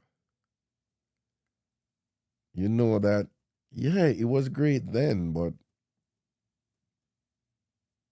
yeah, we're in our 40s now, we're in our 50s now. You know, we were 18 and 19 then, we're at 32 and 34, 30, 33 now, you know, and then you grow up, you know, or, you know, or when events happen in your life. The most noted one is children. When children come in, when children come in, love are gonna change. It's not, you know. I know you have couples out there who say, no, we still love each other the same, just as we were. Um, I'm not gonna say they're not telling the truth, you know, but when kids come in a picture, man, love is going to change. And the fact that the love had changed don't mean that you weren't in love before. That light just went off. I don't know why. I can't check it now. But this thing is, you see it darker because when the light over here is gone. Yeah. I still can't see me, so I'm going to go and juggle. Or I can just, oh, it was just going on the battery. It's just a matter of plugging it in, but we can, well, we're good. You see, you see them look at something there, like I said, some people, whatever them did fall in love with, them expect the thing to stay the same, you know? And it don't work, so. In general, it don't work, so. So you have to figure out how to navigate that as you now go on and just understand saying, no, it's not supposed to stay the same. As you grow, you think different. You have different priorities. You have different things where you used to like, you don't like them no more. Right? Someone used to walk with matey bag. When I walk with matey bag now, I'm just using this as an example for you to know, right? Right? But it could have catch you in a matey bag right now. Right? But when you used to sport matey bag, right? I can probably, you know, let me see, Jay Lovely, probably used to blaze your matey bag then back in the day, right? Remember one day, woman, you used to wear some green neon things that are around the place and walk around with in a Jamaica, you know. Them did that. There was a time when the woman them blaze up leg warmers. Leg warmers in Jamaica. It was a hot thing one time for have them little thing up on your foot with dancers wear. It was a style thing for God. And again, I'm just using these as an example. Nobody would get you in them night, you know. People. Delmarine said, what is a matey bag? Delmarine, you don't know what a matey bag is? Christina, tell Delmarine what a matey bag is. Delmarine, you don't know what a matey bag is? Oh, God. A true Delmarine grew up in a bush of Constitution Hill, you know. All she did I do a catch ag up this and all them because something and I ride the ag them. That was for them fun. But she don't, so she don't know. Somebody tell Delmarine what matey bag is. Exactly, Java. Tell her the Delmarine, there was a time when the women, they had these really small backpack that they wear, you know, but it was part of the outfit. It was part of the outfit. Like people are go out and then put on them good outfit. Like you did a fair, you know, matey bag did around the place one time.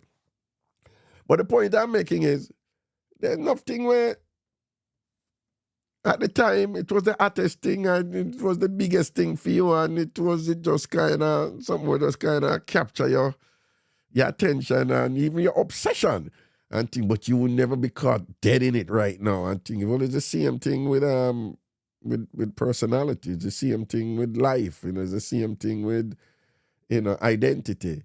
You know, people go through changes. And yeah, you can grow apart. And you can grow stronger together. But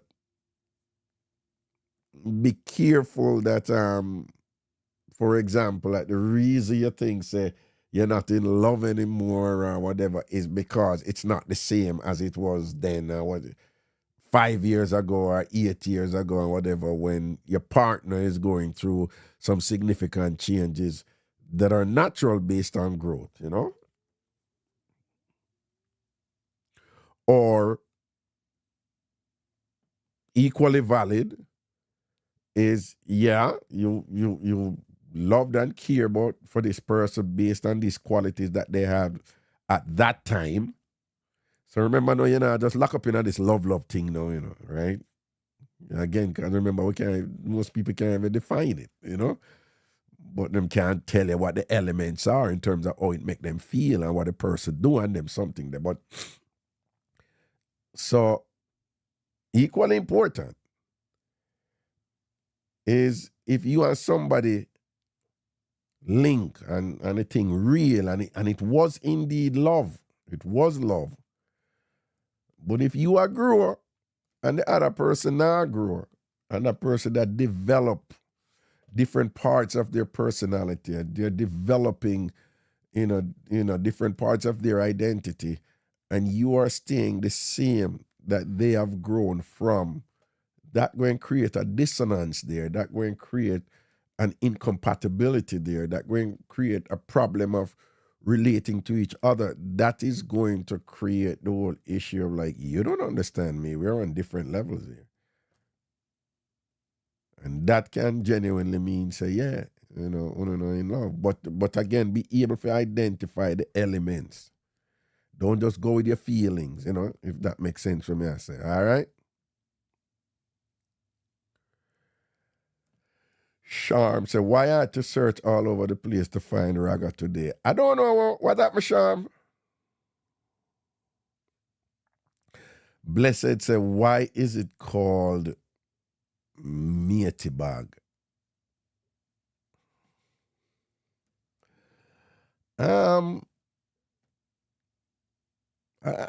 I think they just give it a name, you know. I think it's one of them names, them just give it a name, you know. I remember Jamaicans are like that, you know. We just put a name on something. Sometimes names evolve for us. Like, you know, the principle of a pet name for us is it's actually a deep cultural thing, but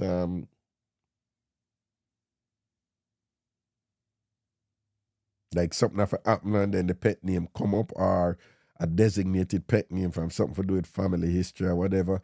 But when matey bag came out, the whole concept of matey in dancehall was very, very big then, right? So I just think them just use the name. Them just grab the name and put it on it. Them time when a rhythm come out, for example, all of the rhythm them have a name. It's a unique Jamaican thing, you know. Well, not unique Jamaican thing, but in terms of popular music, right? Like the song have a name, right? But the what, well, we don't call it version anymore. Fancy name for it, no, instrumental, right? When we are growing, them say the version for the song, which mean the instrumental and thing, but them have to have a name. You know, the rhythm have to have a name. All the rhythm them what you see. Sometimes some people coming to Jamaica and them have a little difficulty to catch up with that. Like them hear Joyride, that song Joyride, and it's like, no, it's not the song. Joyride is the rhythm. Pepper Seed is the rhythm. Diwali is the rhythm. The songs are different, you know. But we name things, you know, and so I think that is just my guess. I don't know, but the matey thing at them time they did big, you know. The whole heap of matey song did I make. Whole heap. When we say whole heap of matey song, when matey bar come out, matey songs were a big deal in dancehall, and that's, you know, and matey songs were side woman songs because that's who the matey was at that time. And around them time there, even though a whole heap of matey song didn't make them time, Jamaica we were going through a transition where, a slow transition where, you know, validating matey, because the whole matey thing, it was the worst. Like, there was a time when the biggest, dirtiest, nastiest fight started if somebody called somebody matey. Like, it was like a huge insult. And it slowly got through this process where it became this thing like, oh yeah, I'll be the matey, and then women were proud to be the matey because there was this thing where, like, it doesn't pay to be the wife, you know? Like, the wife is getting the raw deal while a matey I live the good life, you know? So it went through this slow transition where matey was celebrating and things. So I think somewhere in that mix, like with fashion, which is usually a reflection of what is going on in the society, and we are in this emergent celebration of matey. There was this thing where, like, if you're a hot girl and you look real good and you think a shot out there, and then your outfit, you did have a matey bag, you know, and things are going for you, you know. That somewhere in that mix it was. Okay.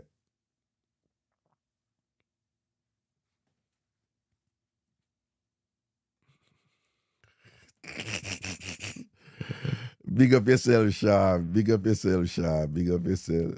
Okay. Jay Lovely, you did say something.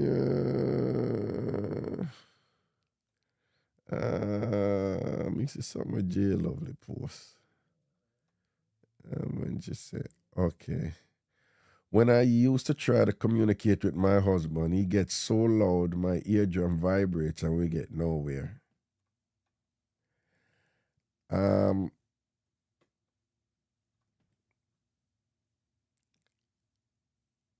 I don't know where you are with your husband right now, but what I'm going to say right now, this is not meant as an insult in any way to your husband or whatever. Okay. Uh Usually, when there's an in general, when there's a discussion going on and one person insists on getting loud and angry, it's usually for several reasons, you know. One is they're in a position of power and it could be they're in a position of power over the other person who is talking, and they just feel like, I don't have to talk, I don't have to get in any discussion with you, whatever. Just do what myself do, I just work with it, or hush up man, or stop bother me or whatever, you know. So you have that element, you know. where if the person is in a position of power and they think they have nothing to lose and the other person, then we just shut you down and then we just get mad by you and thing like that. Our next one is the person is not equipped. You know, the thing that we touched on before with the caller. Sometimes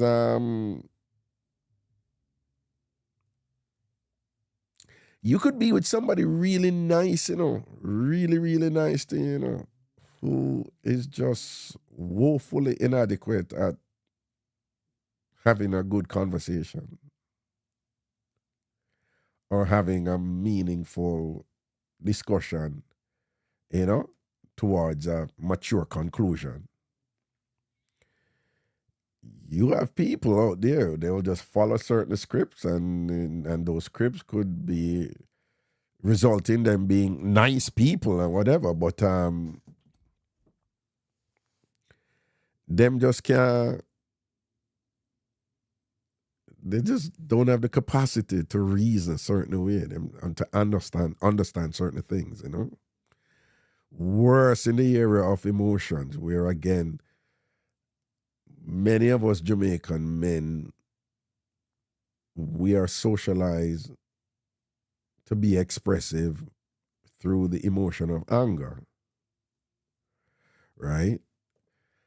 Particularly if we're being held to account for certain things.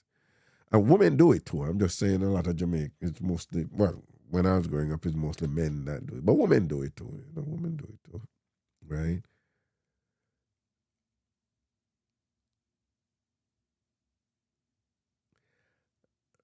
And then you have some people just get frustrated because, back to this, I like the love language analogy because, again, it helps you to understand things a little better. If somebody's trying to communicate to you in a particular language, i.e., love language, and you don't speak that language, you don't understand what them are saying. So it becomes frustrating for you because what them are saying makes sense. But it becomes frustrating for them too because what them are saying is important to them, but you're not understanding it. So when them care about you and them want the relationship for work and they're trying to reach out to you, but you're speaking in that love language where you don't understand,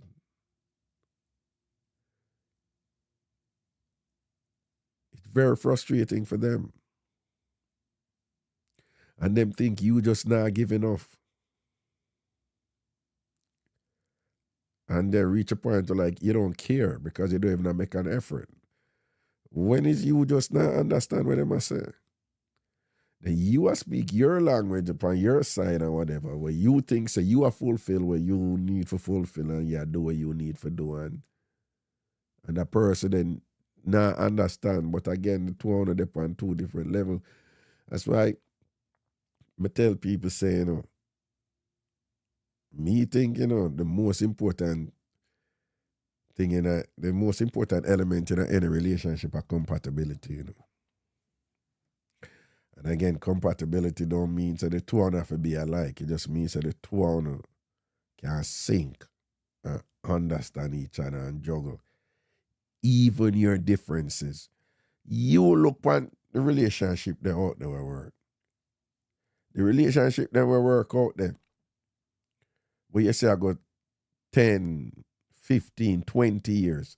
Every one of them relationship there. The people them are not the same, The people them are not the same. Most of them, I must say. They're not the same.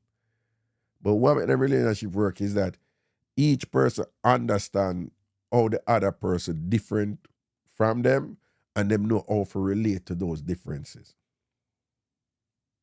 The relationship them and that is compatibility. And again, compatibility / them understand each other. Right? When you hear somebody say, well, and I mean that still, but I'm my wife, that, a fear thing that somebody just make sure say, we just do that for her, and thing or whatever. And, say reach a point, we just do it automatically, because I been do it for her.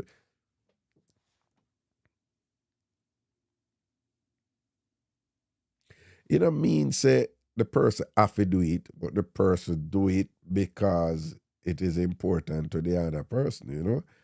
It not means that the person didn't know how to do it, but the person open up themselves and learn to do this thing and to relate to them wife or them husband in a way where, you know, it meaningful to that person. Because when you do that for somebody, you know, you value them, you know, and them feel the value, you know. Yeah, man, and at them, something that make a difference. All when them drop a road and somebody a drive for them, and you know, in the back of their mind, they must say, she look good, stand good and whatever, man, round and nice and whatever. But John were right, you know. She not gonna understand me like all my wife understand me or my woman understand me or whatever the case may be. And you know, when the thing reach a level, when woman all a walk a road and man a drive them down in a brand new car and man good looking and thing and spend money on them and woman upon them, like, yeah, he's cute. He's fine as hell or whatever, but yeah. When I go jump out a pot and go jump in a fire because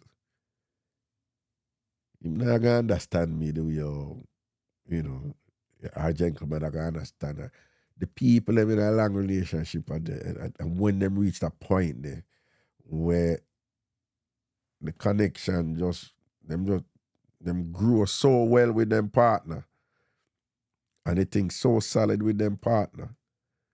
I remember, you know, no two human being is alike, you know. No two human being is alike.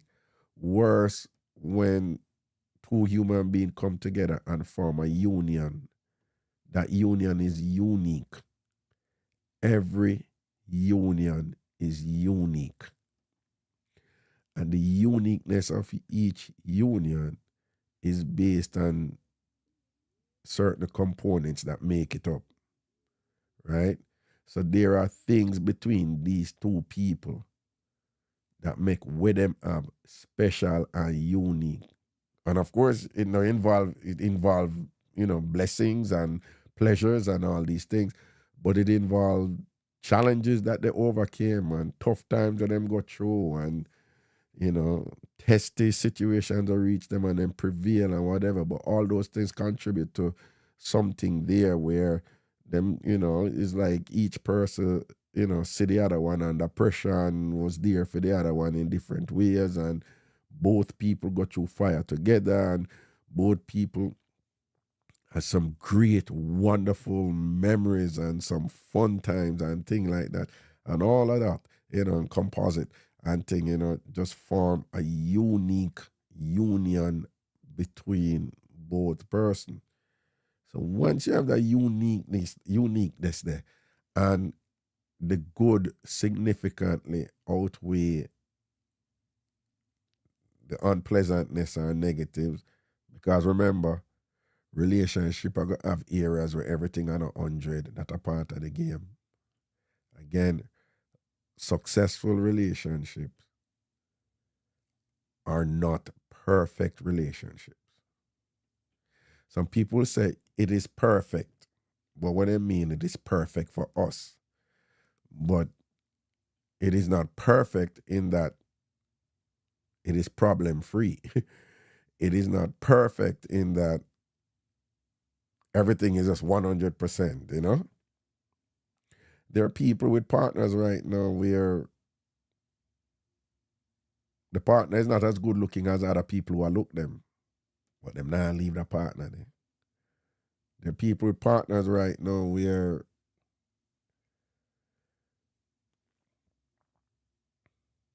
funds now run the way, you know, you'd have like it for run, but and you could have go and get more funds out there. But I don't know the 80-20 rule. You run go out there for 20% and lose the 80 whatever, so whatever. And people now in the sort out area and them now left them partner because that unique union have a whole bunch of components, the value of which collectively surpass some limitations in sex. Yeah, we're talking about adulting now. We're talking about grow together. We are talking about big people something. Right? When you reach them level, you understand. We are talking about love. When you reach them level, you understand. Say, based by your definition of love, you're not even gonna be in love all the time. Yeah, when you're in a relationship of significant unique value with your partner and things like that, if you really think about it, you can't depend the same high there all the time. You cannot be in love with your partner all the time, right? That's why you see me start out by being suspicious of the term love. But if we were to work with it, then you'd have to go along the line and say, being in love, being truly in love, a part of being truly in love is knowing that you're not going to feel in love all the time. That is a part of being in love.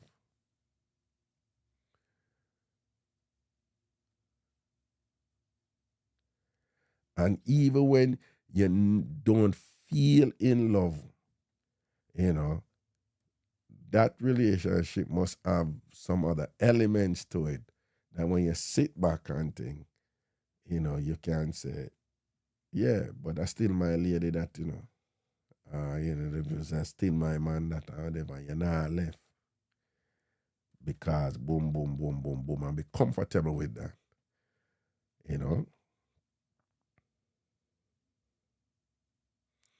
That's why, I'm suspicious about about the loose use of love. People use it loosely and no, I tell them, know one damn fart when them say when them chat about love. When you start asking them about it, then I understand what them say. Whatever.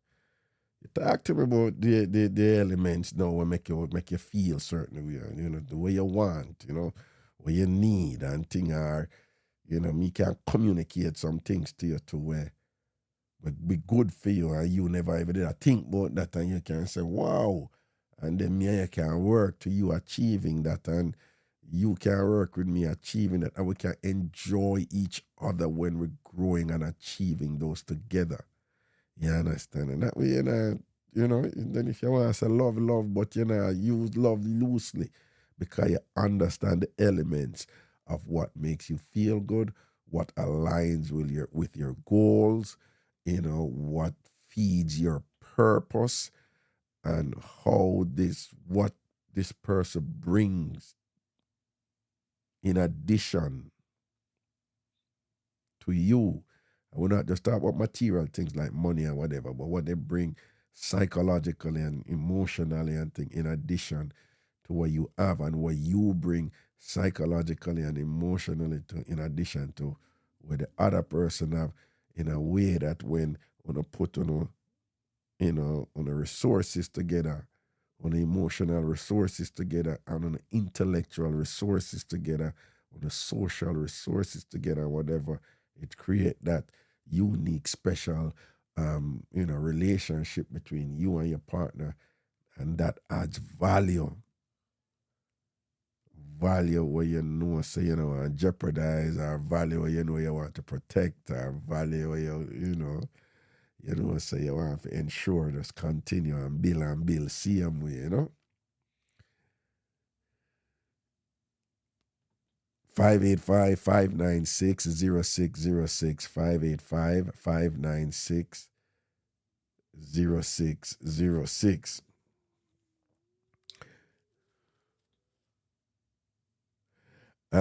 Christina, second time I see you post that, you say for real, after 8 days, them say I love you. Side eye for them in my eyes. Well, that is another issue with the love thing.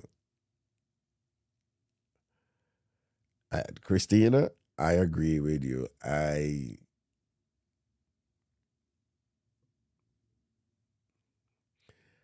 just think you appreciate somebody the more you know them. And I think that's a no-brainer, that just come to the territory. But I have seen some strange things, and I can't ignore them because I've seen them and I know that they're true.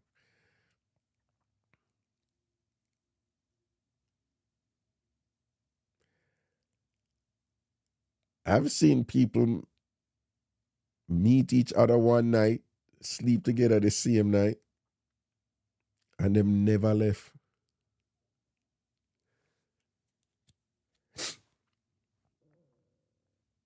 I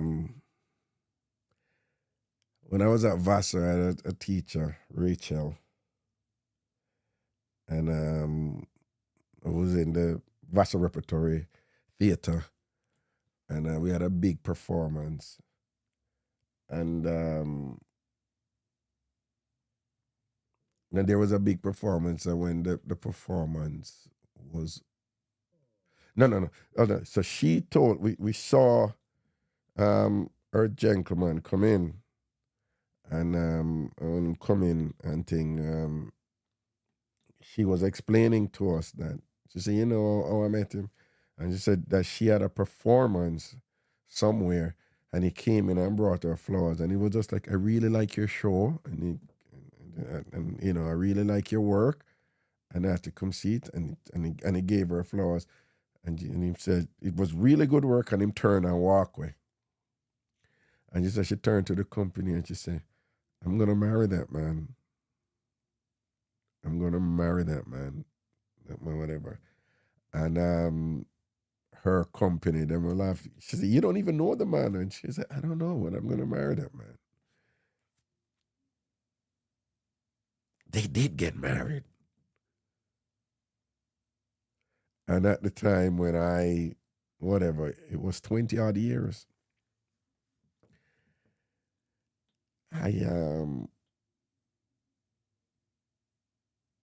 Honestly, I don't really know how to explain what's going on there, except to say that yeah, I agree with Christina. Oh, I love you, I love you. Oh, if you love me, you don't know me. So what kind of love you talk about? What is your definition of you don't even know me? Right? So, but when I lie, me say there's been quite a few of those that people just meet and me don't know how I go on there, so them just meet and I eat that. And them just stay together. I don't know, I don't know, to a whole heap of relationship out there, so, You know much people out there like, or even one person meet and say,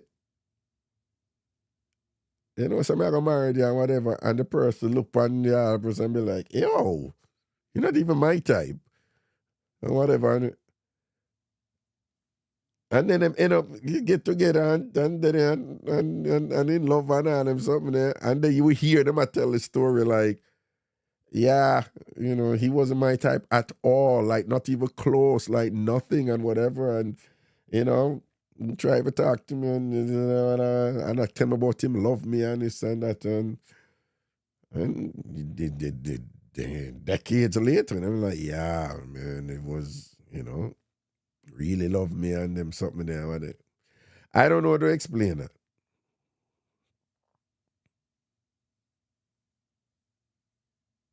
Sham, you're right about that. Old school Jamaican men don't say I love you a lot, but they love you. But old school Jamaican men,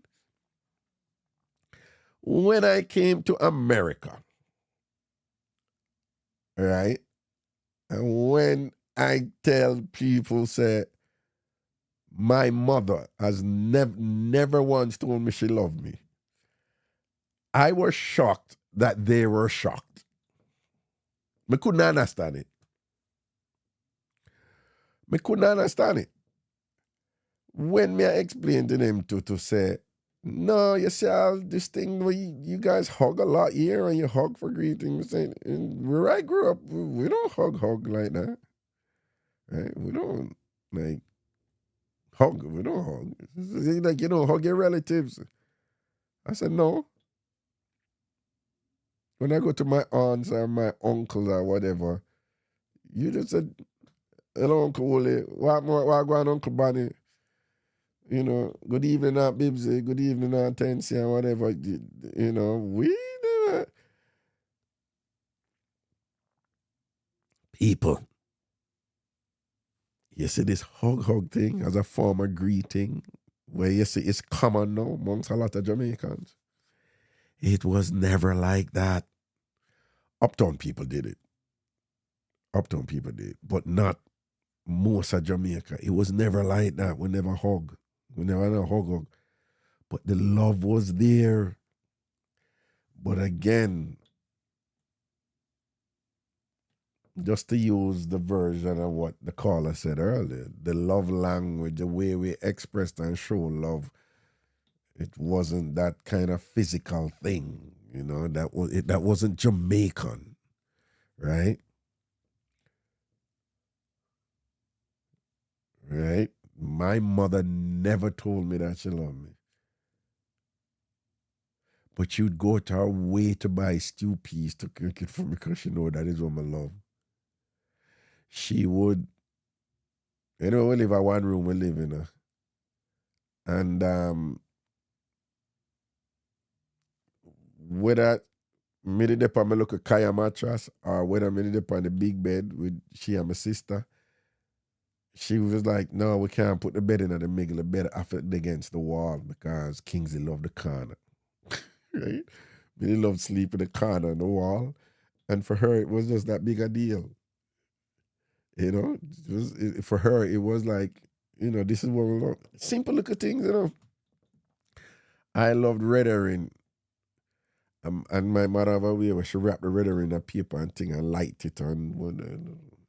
She would go out her way to get the red herring for me.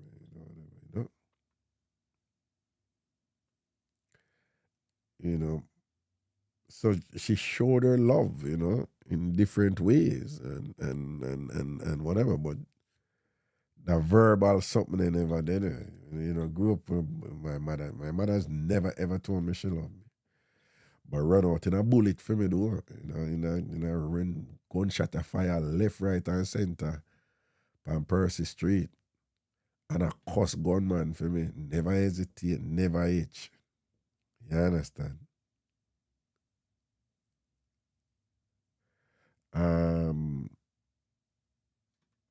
Okay, let me see what's going on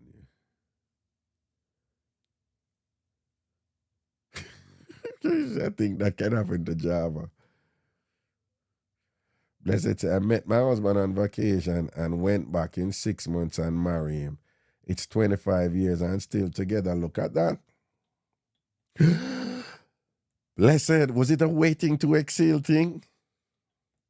You met your husband on vacation and went back in 6 months and married him. No one they sound juicy, blessed.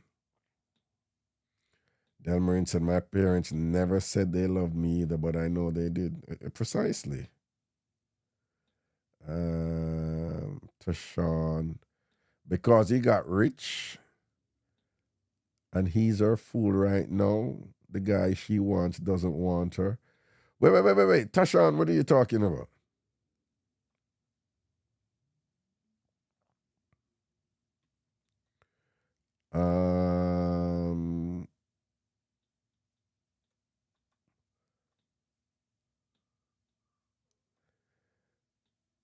But just imagine somebody who don't know how to express emotion.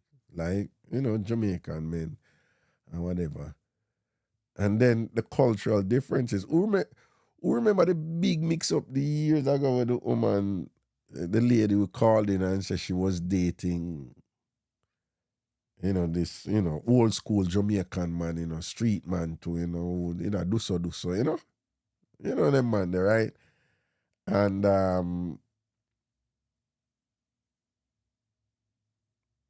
it was an elaborate thing, but basically she had something special for him birthday and thing, and him come in there and and I see flowers from door are going and candle and thing and whatever and all them something there. She make him one bath and thing with candle. Clearly doing all this sweet romantic thing. And then cuss out her cloth and say, I tie she want time. Cuss out, cuss her dog rotten. I tell you, hey, I tell you one time, man, and whatever, and this and that. Who remember that mix up there? I mean, she went in detail and she's a good storyteller, like a good, who explain like a mix up and thing or whatever. She was really good. But some people just just not speak the language. Them don't know them form a romance there. You understand? When we just come to America, we want to say, yo, you come visit me, you don't even bring some flowers. Flowers? What for? Yeah. Remember one woman, the man work a bush. We get up before the morning and go bush. It's a Jamaica. And come in 7 days a week that the man they go on a bush and work hard and provide for him wife and thing and whatever. But she they home now, the time cable just a bus a Jamaica, man. And I watch it be a soap opera them and all these things and whatever, and this and that. And thing, and then go and tell the man about what wrong with you? You never bring like a flowers come give me and whatever, this and that and whatever. And the man say, mash up the TV. Ragamu mash up the TV, because she did there watch a soapy opera them, that him call it. The soapy opera and all these things. Him don't know that language there. Him don't know that something there. Right? And she never in that zone there when for say, boy, well, him don't know that. So it's unreasonable to expect that of him. Or even if you want him to do that, you have to guide him into it, you have to take your time and brook him in it and thing, you see. Right? Let me come here and I say flowers. I say, when I give flowers, me not buy the flowers to people.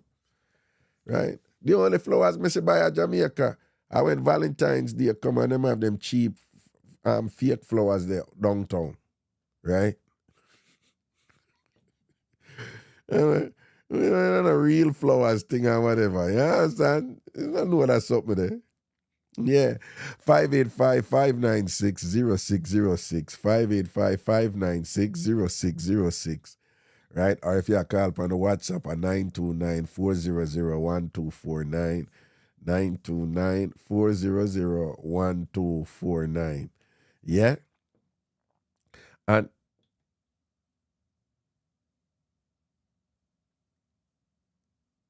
love sure can be a very funny thing because I'm not in love with the man that I know for sure that's in love with me, my daughter's father. Oh, that's interesting. Even that me can understand it. Well, I understand it, but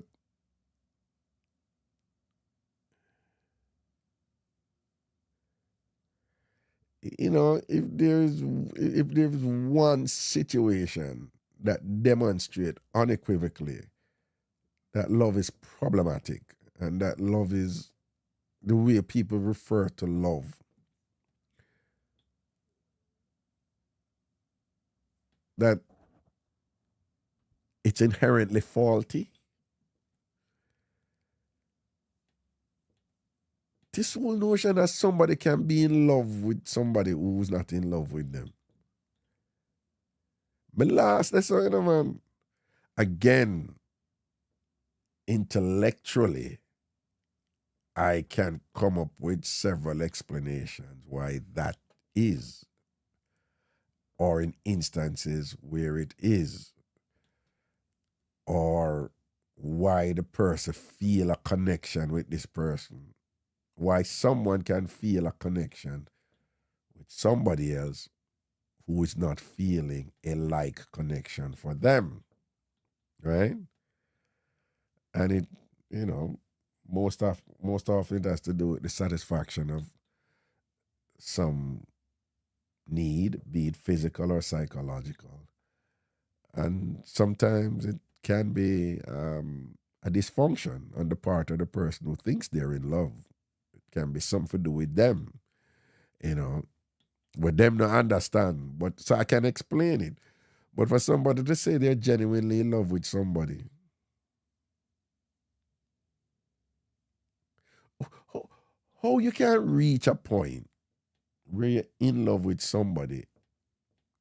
Worse, and worse, leave out the situation where people were in love and then one person fall out of love and then the other person still in love and thing. But at least those they were in love. So the person who is still in love usually is basing that love on what was before. The one that me can't understand, is the one them where the person at no point ever loved them. Or even ever tell them say them love them. Or even behave in any way if I say them love them. But they're like they're in love with the person. Not only me can't understand it, you see them people who bought them in love with them, but right there so now, me and Christina, we sync. Right there so we sync. We're in sync right there so. Because not only that, me afraid of you, Not me afraid of you. Right? I'm afraid of we're not talking about attraction, or no, I've always liked you. That's normal. People see people they like what they see and they like, the person's attitude or the person's demeanor or their dispensation or whatever.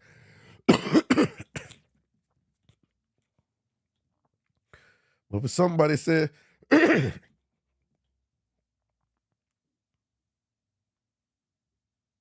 them genuinely love you, 100% love you, I want to marry you, and you never see them like that, never relate to them like that, never show them that or anything, and them a come for you for them way or whatever. Nah, them people, I don't know. You ever be so deeply in love with somebody who never show you anything, even a semblance of that in its minutest form, and whatever. Those people, they gotta be scary a little bit. All right, Natasha says, my grandpa met my grandma on a bus and said to her, I will write home to your parents. And my grandma said to him, you're black and ugly, me have my man already. They eventually got married and had 10 children.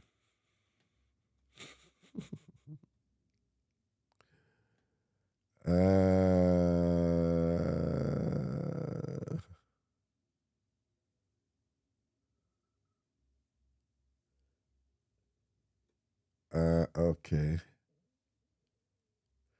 Can a woman love two men equally at the same time? I don't know what equally means. I think I'm going to assume that you mean like, it's to the same degree. Yeah. That is another thing again. People either consciously or unconsciously are led to believe that love can only be real if it is for one person at a time. Not only is that not so, it is it's not even logical.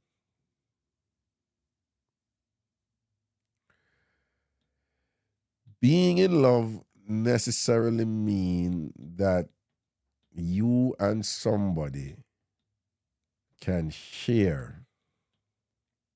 You and somebody can share certain types of exchanges that lead you to feel a unique and special way for this person that you don't feel for anybody else, right? But while you have established this with this person, if you objectively allow yourself to engage in a similar exchange with another person, to the point where you now are experiencing also with this other person a unique and special bond, comprised of whatever element it is that led to that bond being established. If you open up yourself to that, then you can be genuinely in love with this person too. It is possible to love two, three, four people. But remember, no, relationships are dynamic, so it has to be sustained, and it has to be in motion. So if you genuinely love three, four, somebody or whatever, that's going to be demanding. But what I'm saying, it is possible. Love is having special and unique feeling for someone. It is a simple meds to realize that you can have special and unique feelings for more than one person at a time. Is you know going to follow society's rules or whatever, to not, allow yourself to experience that with someone else. Good afternoon, caller. Hello. Hello. Hello, sorry, I had my Bluetooth in, so I just took it out. My apologies. No problem. Yes, how are you? I am good, and you?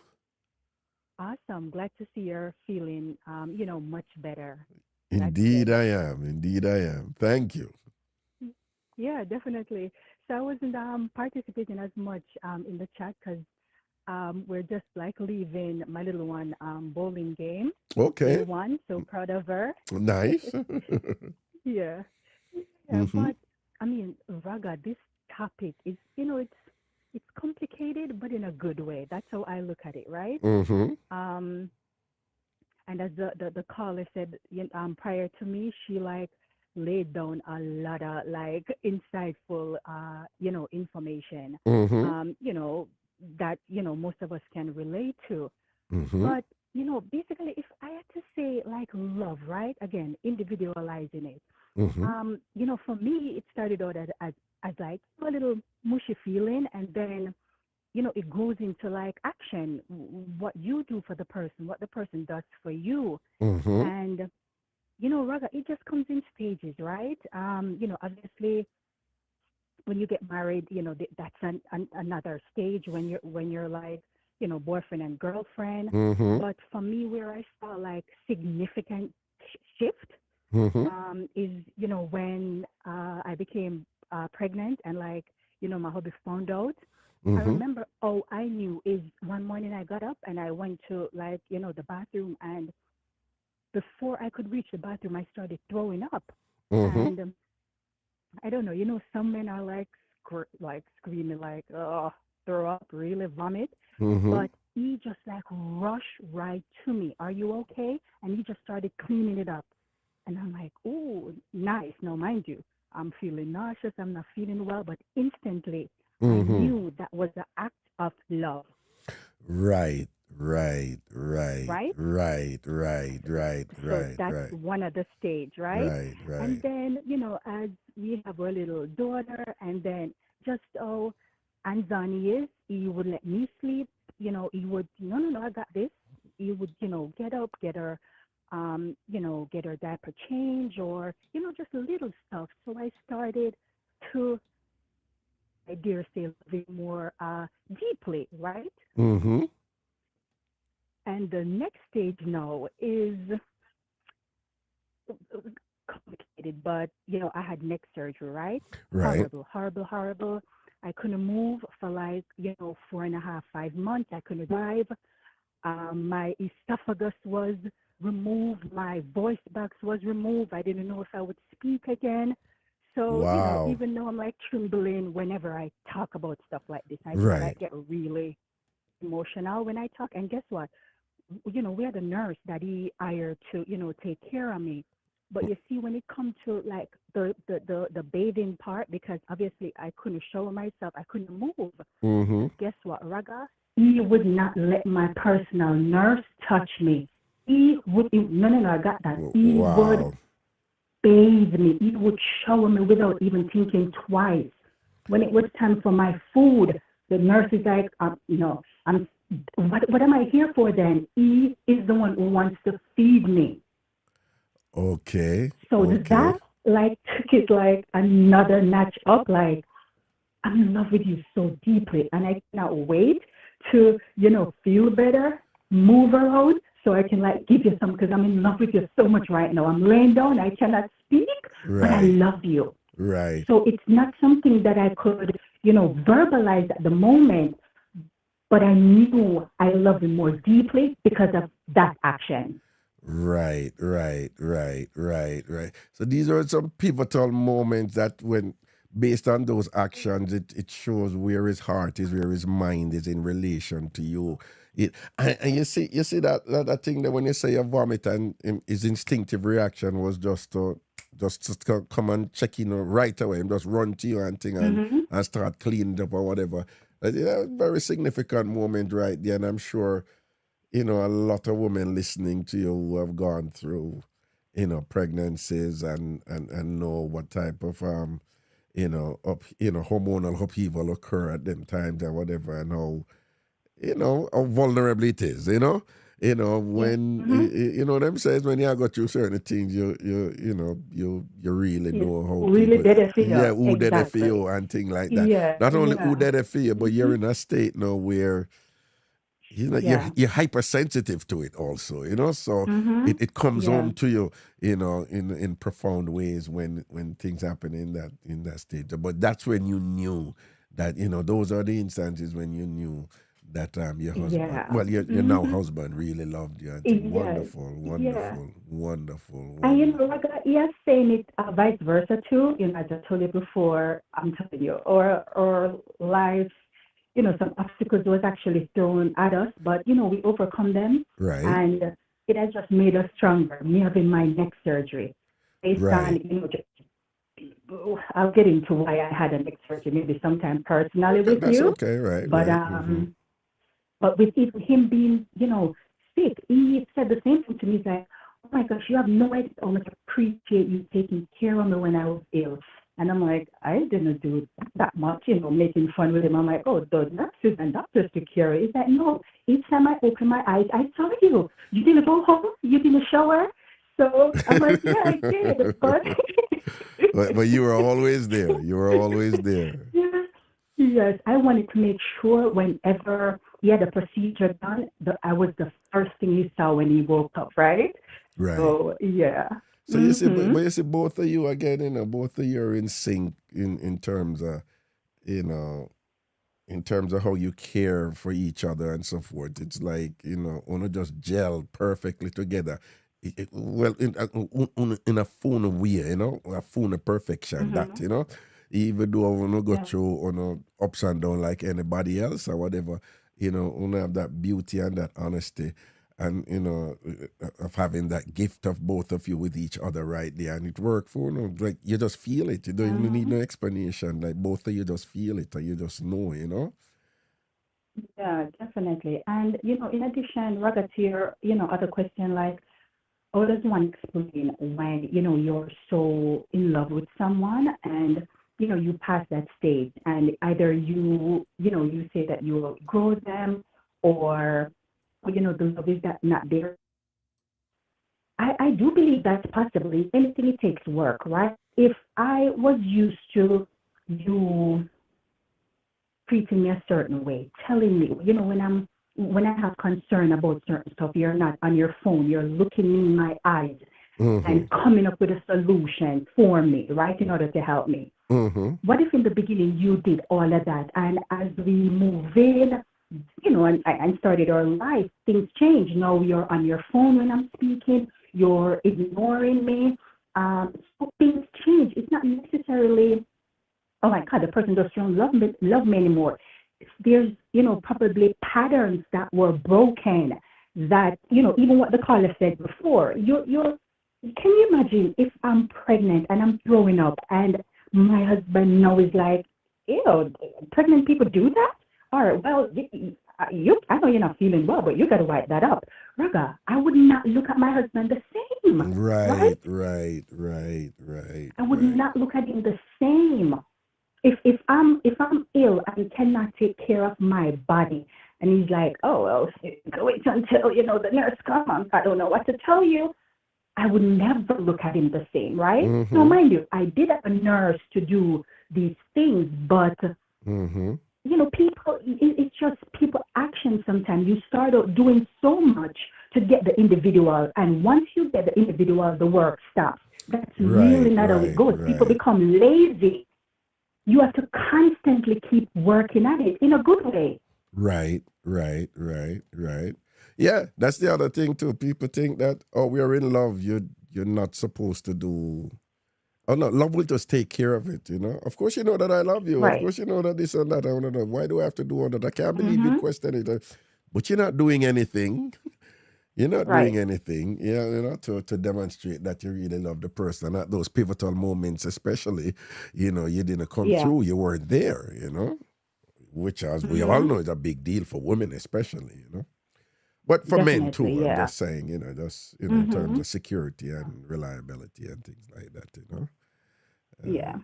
Um, I think that's what it is. And the outgrowing of your partner, that mm-hmm, that can be a thin line, because if for example I wanna make a career move that may help the both of us, or the male may want to make a career move that may help the both of us. Some people get scared. Oh no, no, no, no. Oh, we're making 50,000 a year. Let's just stay where we are. Meanwhile, the other person's dream is so big that you're stifling them, mm-hmm, right? And mm-hmm. that now becomes that issue, because here I am wanting to go, wanting to not be in an apartment, maybe get a piece of property for herself, but the other person's like, babe, why we gotta mess this up? We're good. So that could be one of the reasons It's too. fun. It's funny you say that. There's a situation right now where, Mhm. of course, you know, I won't say more than I need to say, but Of course, of course. his wife. They're both professionals, in the Mhm. way that people use the term professional. And so his wife was able to work from home. Mhm. But he kept moving and moving around, moving around. But he's a very, family man and thing, strong family man. And one of them Mhm. guys, him don't him not get distracted in any way, and hard work and so forth. But he wanted to Right. go back to school, and she was just like, why? And da da da da, whatever. And then go back to school, and she's like, okay. And she support him with the masters, and then him say, "More continue to do the PhD," and she's like, "Are you serious?" And then like, yeah, she Mhm. support him, and then when him done, him go works, him might get work somewhere, and she go with him, and Mhm. even before all of that too, and whatever. But basically, she was been following him. Right. Now, Yep. here's the interesting thing, though. So after all these years of she following him or whatever, she gets this incredible, what actually this huge, huge, huge, huge, huge, huge, huge phenomenal thing. Locked in. They want her to Mhm. work at this. When we say top university, I mean top university, heading a certain department at the top university. Right. And Mhm. it was just like an opportunity, just like, who gives that up? But now he's where he is, he's completing a process of, yeah, I can say this. Basically, he's completing tenure Right. at Mhm. a unit. And for professors, everything you've been working on all your career That's a big deal. is Yeah. to get tenure. But now she has this incredible opportunity at this other university that is on the other side of the country. Mhm. So I said to him, first of all, don't think zero sum, right? I said, don't think zero sum, right? Because sometimes we think it's either when somewhere in there, something can be worked out. But right after that, I Right. said to him, you have to give her your fullest support. You can't any situation that comes up with she not taking this, not good. And I said, not only Mhm. that, you have to try your best not to say anything that would suggest that, Right. yeah, you'll get letting her take it, but there's some all these downsides. I said, don't even talk about the downside. Mhm. Do Mhm. not even mention the downside. Don't give her any room to feel like you're acting like you're supporting her, but you're not fully supporting her. And he said to Right. me, but there are some downsides. I said, I never said there are downsides. And I'm saying, you're not going to communicate that to her. Because he's Mhm. very objective, he's a very logical person and so forth and things. So it don't Right. mean anything. And he loves his wife. He loves his wife dearly, whatever. But I'm saying you have to understand she has been following you. But he's like, but this is what's for the family and da, da, da. And I'm like, no, but she has been following you all this time.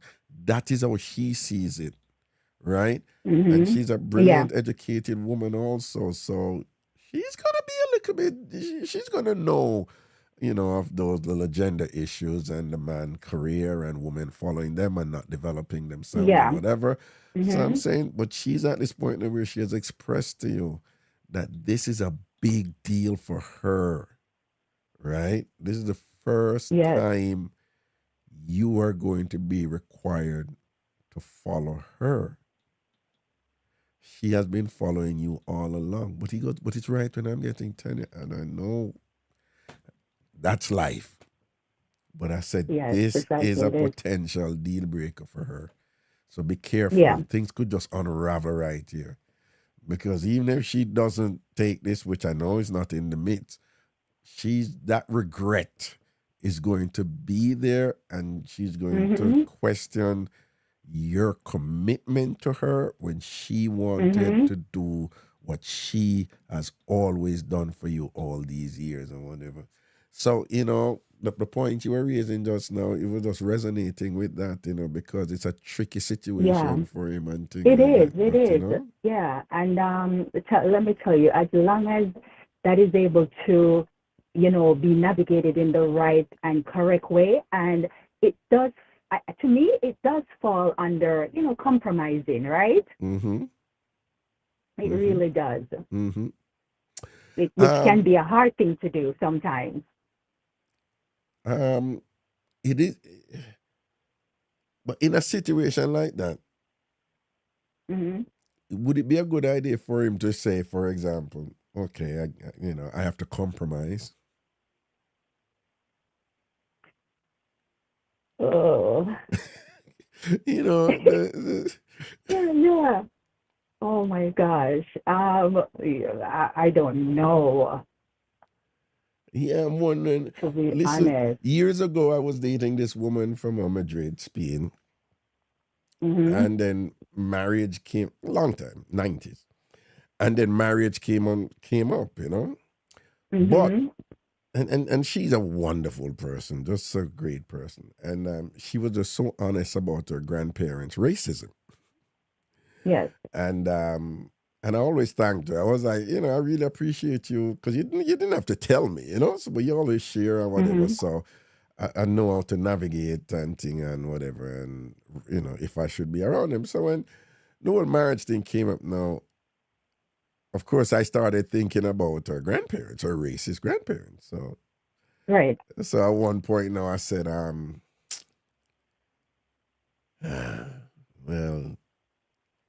I'm sure about you.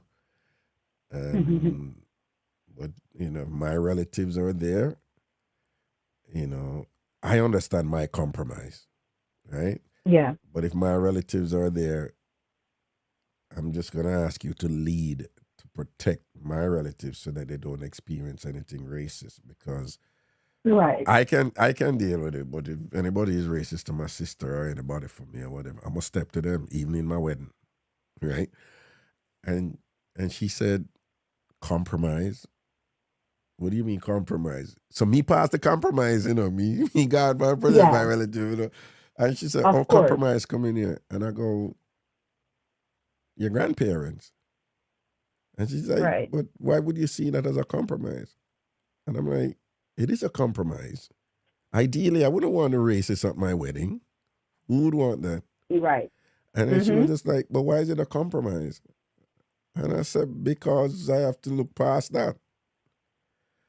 She could not, she just felt uncomfortable with her potential husband who she marrying to, using the word compromise in the wedding. But I say, it is what it is. And if you can't see it now, that means you're probably, is that the reality of what the marriage will be is setting in now. So you probably need to really start thinking about it now, And, Right. that became Exactly. a deal breaker. Wow. And then, when I talked to other friends after that, they were like, so why you say compromise and thing? And some people just didn't get it. Then I talked to other people and immediately they were like, yo, you did the right thing because it's Yeah. better you had done it then rather than it come up Mhm. after on the married and whatever, what's going to happen when we have kids now? And she said she's sending over the grandparents and I'm like, no. Mhm. Why? Correct. Because I don't want them relating to them in any way that's going to, potentially, scar them permanently in terms of who they are and stuff like that because they're racist, like stuff like that, Right. So when Right. but in this instance, because the reason why I ask it too is that the person I'm talking about, he used that term, and I'm like, communicate, talk to your wife, of course, Mhm. but Yeah. Yeah. this is not the time to use the word compromise. Just say you're supporting her and that's it. And go for it. Mhm. And then try to figure Right. out some way to make your thing work. Otherwise, Yeah. because she Mhm. needs this right now, Definitely. And really, rather, when I say compromise, it doesn't necessarily mean you're going to go to the individual and say, look, listen, I know my deal better than yours, but I'm willing to compromise with you in order to make you feel good. That's Right, not the yeah, thing. that It's would be really, a good idea, right? right? It's really, Yeah, it's really having a conversation within yourself, exactly. right? Precisely. Yeah. Yeah, Mhm. precisely. Yeah. Precisely. Precisely. Precisely. Precisely. Yeah, but Okay. yeah, I definitely had to call in because no, Blessings, there man. is no definition, straightforward definition. There really isn't. Right, and Hmm. but there's none, but definitely no consensus. But what I'm saying, people throw it around so much, and they use it as Yeah. Hmm. like, as a dispositive tool to say, "Me done with this, or me this, or me that," and and it's this love thing, and very often I don't think they're sure, what they're even sure of what the Hmm. love is. Yeah. Yeah. Yeah. Because if you ask me this probably, 20 years or so, I probably would have been, stumbling, not quite sure exactly how to define such word. But, life actually happens and it, it comes with the experience of, growing, living, and being with someone. Right, right, right, right, Hmm. right, Yeah. right. Yep. Yes, right, yes. Experience teaches wisdom. Can't go around that. Can't go around that. Yeah, there you go. There Can't you go go. around So that at all. again, we're happy to see and hear you back. Yeah. Listen, Friday, I'm like, 10 o'clock, wait there, wagwan. Then 2 o'clock, I say, something I write in the buttermilk. Nope, nope, nope.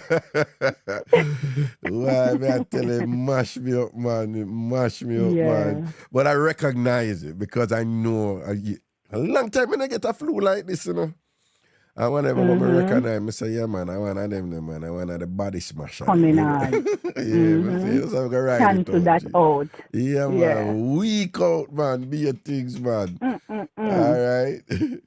But Yes. So great congratulations to the talking to little you. one on winning her little bowling thing, all right? Yes. Heal Yeah, up yeah, yeah, bossy for yeah. me here. Give bossy a heal for me here. Definitely. Yeah, man. Yep. And Protection. again, looking forward to March. And also, I know I didn't reach out to you on the next year trip to Ghana, but Abby and I will be there. For real? Nice.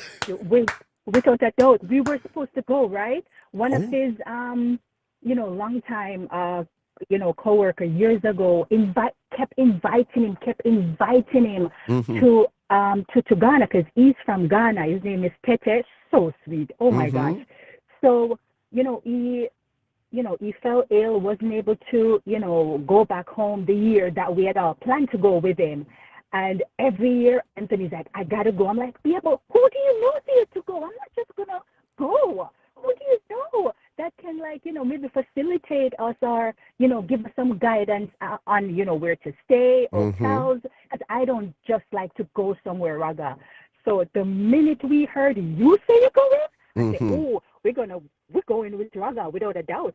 Do we need to And buy our and and tickets I now? have We're to say, going. I'm not gonna act like I know you guys for years now, but from the little that I know of both of you, you and Anthony, you're going to appreciate this trip in terms of Oh, what you're gonna learn yeah. from it, you know. I know we will. I Yes, I know we will, Raga. You have no idea. yes, yes, yes, yes, Yes. yes. So please, All I'm right, excited. blessings, man. Oh yeah, I'm excited.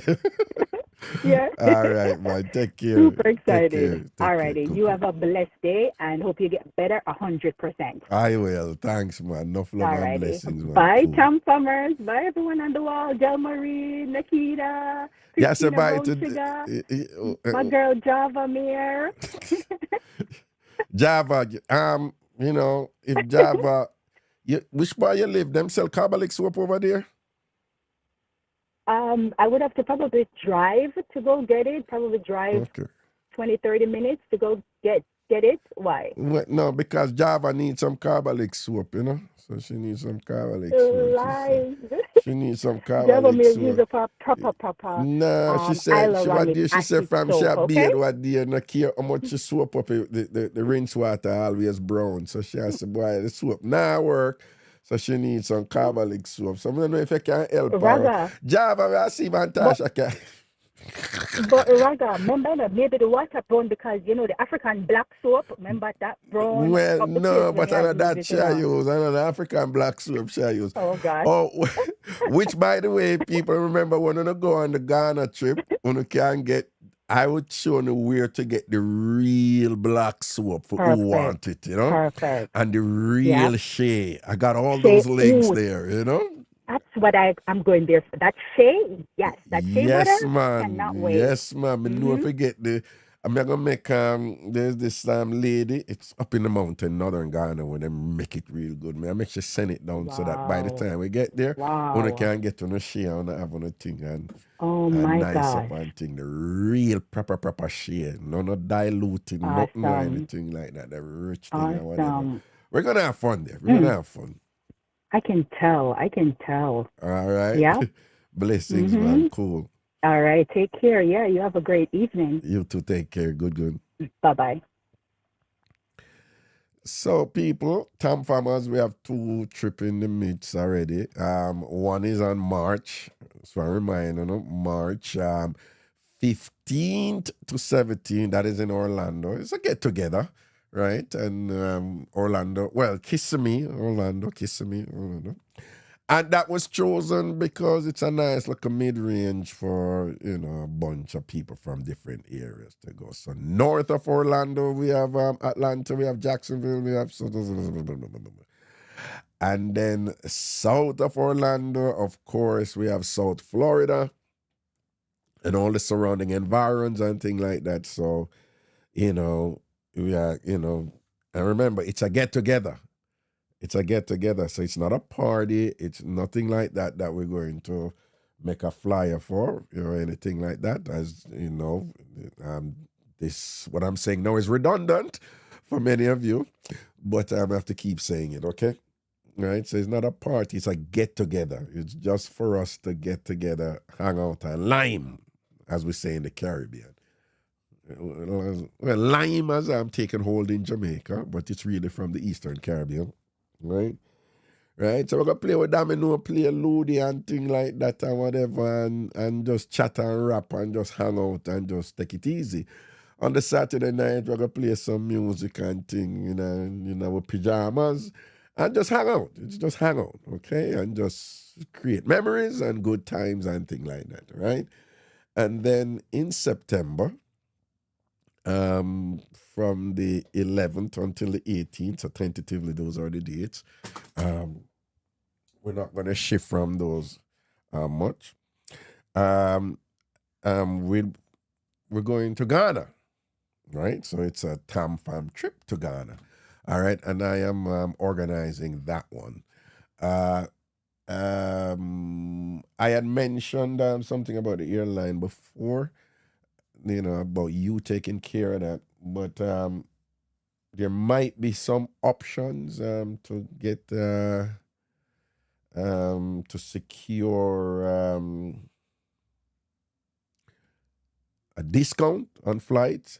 I am presently exploring that. I will know by week's end what the situation is there. Again, want to remind you, for those of you who don't know, I have been to Ghana several times. It's not the only African country I've been to. I've been to Ethiopia, specifically to Addis Ababa. That's what they say. But really, it was down to Shashamane that I went, just to see what the Rasta experience was like there. It was on my bucket list. I had to do it, and I did it. And then I've been to Ghana. And when I went to Ghana, I've been to Ethiopia once. But when I went to Ghana, I had to go back to Ghana. I had to go back to Ghana, and I went back, and I went back. And for those of you, you know the story. And then I had bought all this shea butter, selling shea for a while, and all this stuff or whatever. I love Ghana. I love Ghana. And so I'm organizing this trip, and and I told what some of the major stops are going to be. There are places in Accra that I'm going to take you, and just it won't be boring. Just trust me, it won't be boring. But at the same time, it won't be the caricature tourist experience, where it's just pina colada and beach and thing like that, which there's nothing wrong with that. I like that. But I'm just letting you know that this particular trip, it's not like, it's not like a luxurious vacation type of thing. But of course, you're not going to stay in a dump either. I'm going to ensure that. And but it's a time to learn and have fun. To learn some stuff and have fun. And there's stuff to learn in Accra. There's a lot to learn in Accra. For those of you familiar with the work of Kwame Nkrumah and the like, people remember, we say we have independence in Jamaica. The first country, Britain, the British Empire got so big and just took up so many areas across the world that there was a saying once that the sun never sets on the British Empire. Like Britain was in so many parts of the world, India, as you all know, all the way over to Asia and so forth, and think that they say at any given time the sun is shining on some part of the British Empire. So Britain was huge and brutally imperial in what they were doing. And it was Ghana, of the so-called British territories, that first got independence and got the ball rolling. Kwame Nkrumah in Ghana. And that by itself is interesting, so Ghana has a special place there. But I'm glad many of you are now familiar with Ghana to know that, well, the majority of Ghana was once called the Gold Coast. It was when the Europeans went there and arrogantly divided up the country between themselves as if a picnic over there. So, but anyway, that's another story. That they gave it that name, right? But and they have a whole bunch of ethnic groups there, and most Jamaicans are descended from that area of West Africa. I mean, go down into the Congo too, just into the northwest part of the Congo, where Kumina come from and those things. But Ghana is the main area where many of our ancestors descended from. The trip is, I'm going to take you to the Cape Coast Castle, because I want you to see where this is just something you have to see. I can't even describe it. You just have to go there and hear them explain to you what went on with our ancestors. I guarantee you, this is going to be, I'm going to say unforgettable. It would be an understatement. This is going to be seminal in your life. It's going to be life-changing in some ways for you.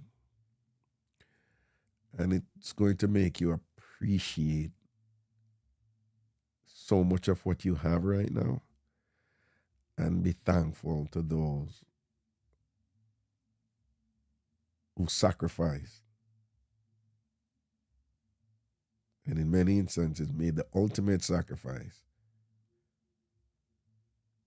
for us to have what we have right now. There are two castles down at the bottom there. I've been to both of them, and Cape Coast Castle is the one that I think is the best for you to learn, right? So we're definitely going to do that.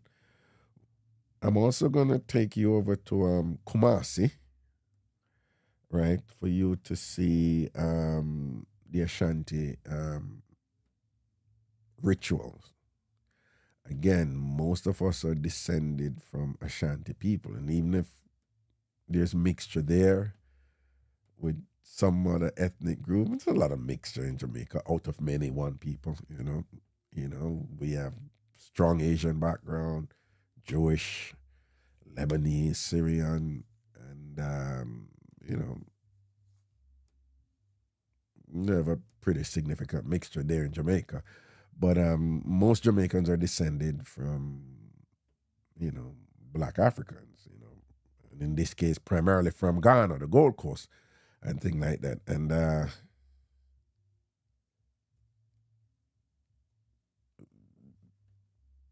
when you go through this experience, it's going to mean so much more to you. But so we're going to go over to Kumasi and experience the Ashanti rituals over there, and you know what the Asante Heen is and so forth, and you're gonna see the connections with that, with there and Jamaica. One thing I'll tell you, like when you go there, you're gonna think you're in Jamaica. you're gonna think you're in Jamaica.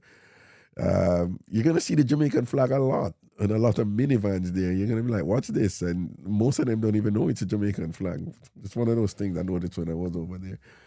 And you're just gonna notice a bunch of things, and that is gonna make you appreciate your present situation even more. But I just want to be clear: it's not just an instructional, educational thing. You're gonna have fun too. Right? You're gonna have fun too, because I'm gonna introduce you to the party scene in Ghana. You see this Afrobeats thing that's taking over. You see this African dancing that run the place right now. I go hard out there too and thing like that. You're gonna see that in a real life, as we said. We're also gonna have a beach day, right? So you have party time. You can go to more than one parties. If you don't want to party, you don't have to party, right? If you want to stay somewhere, we'll have options and things like that. The idea, though, the overall objective is to go to these two specific places, which is Cape Coast Castle and the Ashanti celebration in Kumasi, which is a city that we have to drive to and thing. But then outside of that, we're going to be doing some activities, fun activities, even dinner and whatever, and stuff forth, and really nice restaurant or something like that, to just experience Ghana. Just being there and engaging in activities and going in different spaces where things are happening and experience and feel Ghana, right? Um, uh, um, whatever you need to know, we let you know. I was in the market. I wanted to go to the market. My friends took me to the market. I went to the market and thing, and I was just, I had my camera. I was recording and so forth and things like that, and I was just turning with my camera, and I saw a bunch of people praying, and the camera was there, so I stopped and I look, and they were Muslims, and the guy came over and he was like, "What are you doing?" I was like, "What?" He's just like, "You're recording us when we're praying," and right away I knew, like, I'm really sorry. I apologize. I'm really, really sorry. I just didn't connect or whatever. And I apologize and put away my camera and stuff like that and thing. So little thing, something like that happened, and because my friends weren't close to me at the time. At that point of the market, I'd kind of wandered off and things like that. And then when they came over, I told them, and they were like, "Oh, if we were here, we'd have told you, like, you know." It was nothing, nothing dangerous or anything like that. One thing I have to tell you, like, is Ghana is is a relatively safe place to go. You have nothing to worry about. I mean, you have to be careful, just like any place else, but like little things like that, So we'll have our guide there, that I've already secured, to I should say guides. There's gonna be two of them who will look at nuances there, tell us what to do and what not to do. I just want you to know that I've thought about that, but that part of it in terms of just going about our day-to-day things in another country. So it's Ghana. Um, we are very much like them, and it's fun and it's interesting and whatever. But it's still another country, and they just like Jamaica. They have the little stuff that you have to be careful with, and whatever. We'll have somebody there to explain those things to us. But it's a great experience, and it is one that I think it's a pilgrimage that every Jamaican should do at some point. When my kids get older, they're gonna go through this. I'm telling you, and for sure. So I'm excited about it and thing, and looking forward to it. So I want to just go and think about on a time what I'm gonna need for that, to for take off for that and thing. Remember, the plan right now is to be there from the 11th, to reach there 11th and leave the 18th.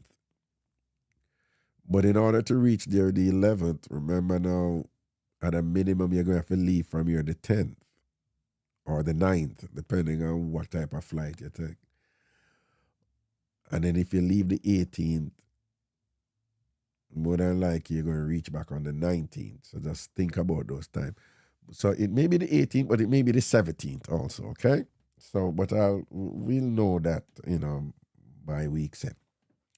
So that is the Ghana part. We have enough time to get down to that or whatever. But I'm really excited about that one. By the way, I would just do stuff like that if I had the opportunity to just do stuff like that, because that's when learning is fun. Yeah, just meaningful and purposeful. All right, and do remember again, March 15th to 17th, from whatever. I think we're down to only one or two rooms left, right? We're down to only one or two rooms left. So if anybody want, a room in the house that we're staying for the time from get together, you may want to link me as soon as possible. Again, the room there, 340. You can share the cost for the room with whoever you want to share it with. Okay? I just charge based on recouping the cost for this big old house that we're gonna stay in. Nice house. It's very nice. Right? And so you can share the room. I just ask that you not share beyond, 3 people or 2 people or something like that, And don't, if you bring 5 people into the room, I'm gonna be like, nah, that not gonna work. All right. But I just give you the cost of the room. And again, I'm just recouping the cost for the house. Okay. Right, which total with everything is just it should be a little under $3,000 for me. Now I just get. I'm not even. I'm paying my fare. I already bought my ticket to go there. I'm not even factoring getting back that. It's just the house. Okay. All right. And if anybody have any questions, just shoot me a text, or it's best to text me first at the 929 number that you see on the screen. Again, the 929 number that you see on the screen. 929-400-1249. 929-400-1249. Sharif, I hear Ghana, a lot of Jamaicans is there. My friend is there right now. Yes. Well, a lot is relative, but there are Jamaicans there. And they're Jamaicans who have relocated and they're living there permanently. Yeah, quite a few too. Yeah, the Jamaican restaurants there. Yeah, I went to a Jamaican restaurant when I was there. They love reggae music. They love dancehall music. They know all our dancehall artists and reggae artists, and they're really into that. I'm seeing, and of course, their Afrobeats thing too is um, is big there too.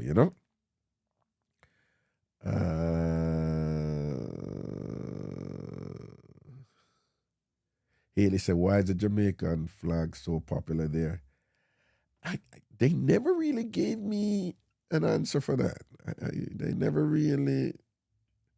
Even my guy or my friends, they were like, "No, it was just always there." But I'm like, "But that is the Jamaican flag," and they're like, "Yeah." Now that you're pointing it out, it's on a lot of their minivan, what we call minivan, them public transportation.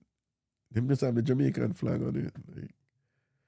So I'm like, but what's the meaning of that? Why is it on so many vehicles? Why is it on so many of these public vehicles?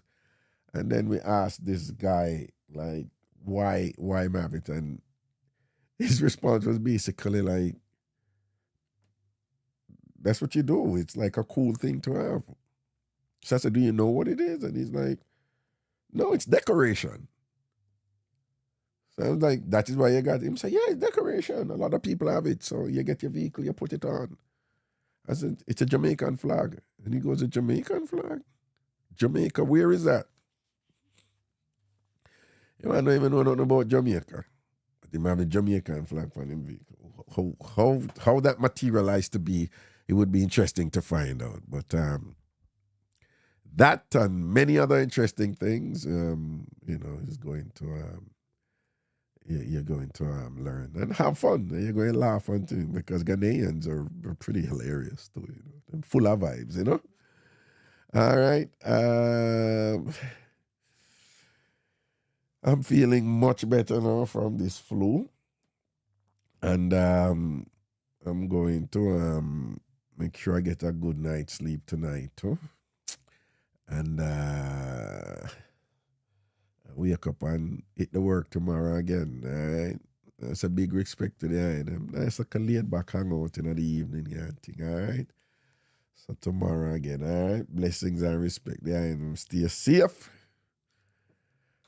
Behave on yourself, protect on yourself and thing. And people remember the carbolic soap dry for Java Mirror and thing. Right? She said the soap them where she use, right, I know, can't cut the dirt good for her skin or whatever, So she said she wants some carbolic soap because carbolic soap makes she can be better, So when she use a carbolic soap and she rinse, she said the rinse water clean after that, because the carbolic soap go on good and things. So if anybody have the carbolic soap anywhere, that, and can, do a thing for help Java Mir, just see her up on the wall more time, on the YouTube, on the YouTube platform. See what you can do for her and help her out with some carbolic soap there and things, see? Okay, is that it? Let me make sure. Sharifa says she would definitely want to go. I got a trip, Got a trip I'll pick up, I tell you, man. Quite a few people are going to go. I can't tell you that. I can't tell you, say, quite a few people are going to go on that trip. All right? All right, people, bless up on yourself, man. Okay.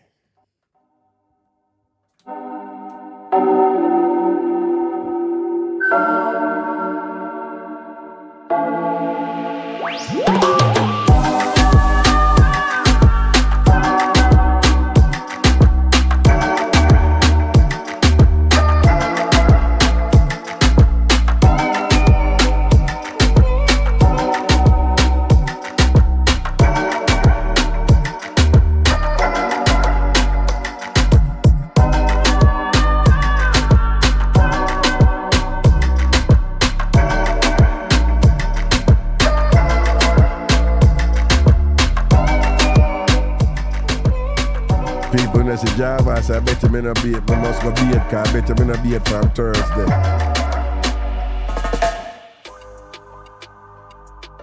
Java and me make you can't find carbolic soap, Go easy, man. Yeah, what the bitterness for? What the bitterness for? What me do? I not do you nothing.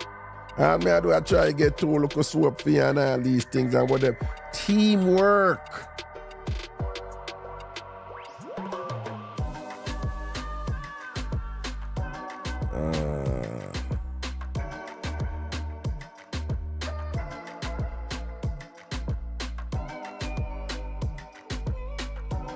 I'll find some mix up here.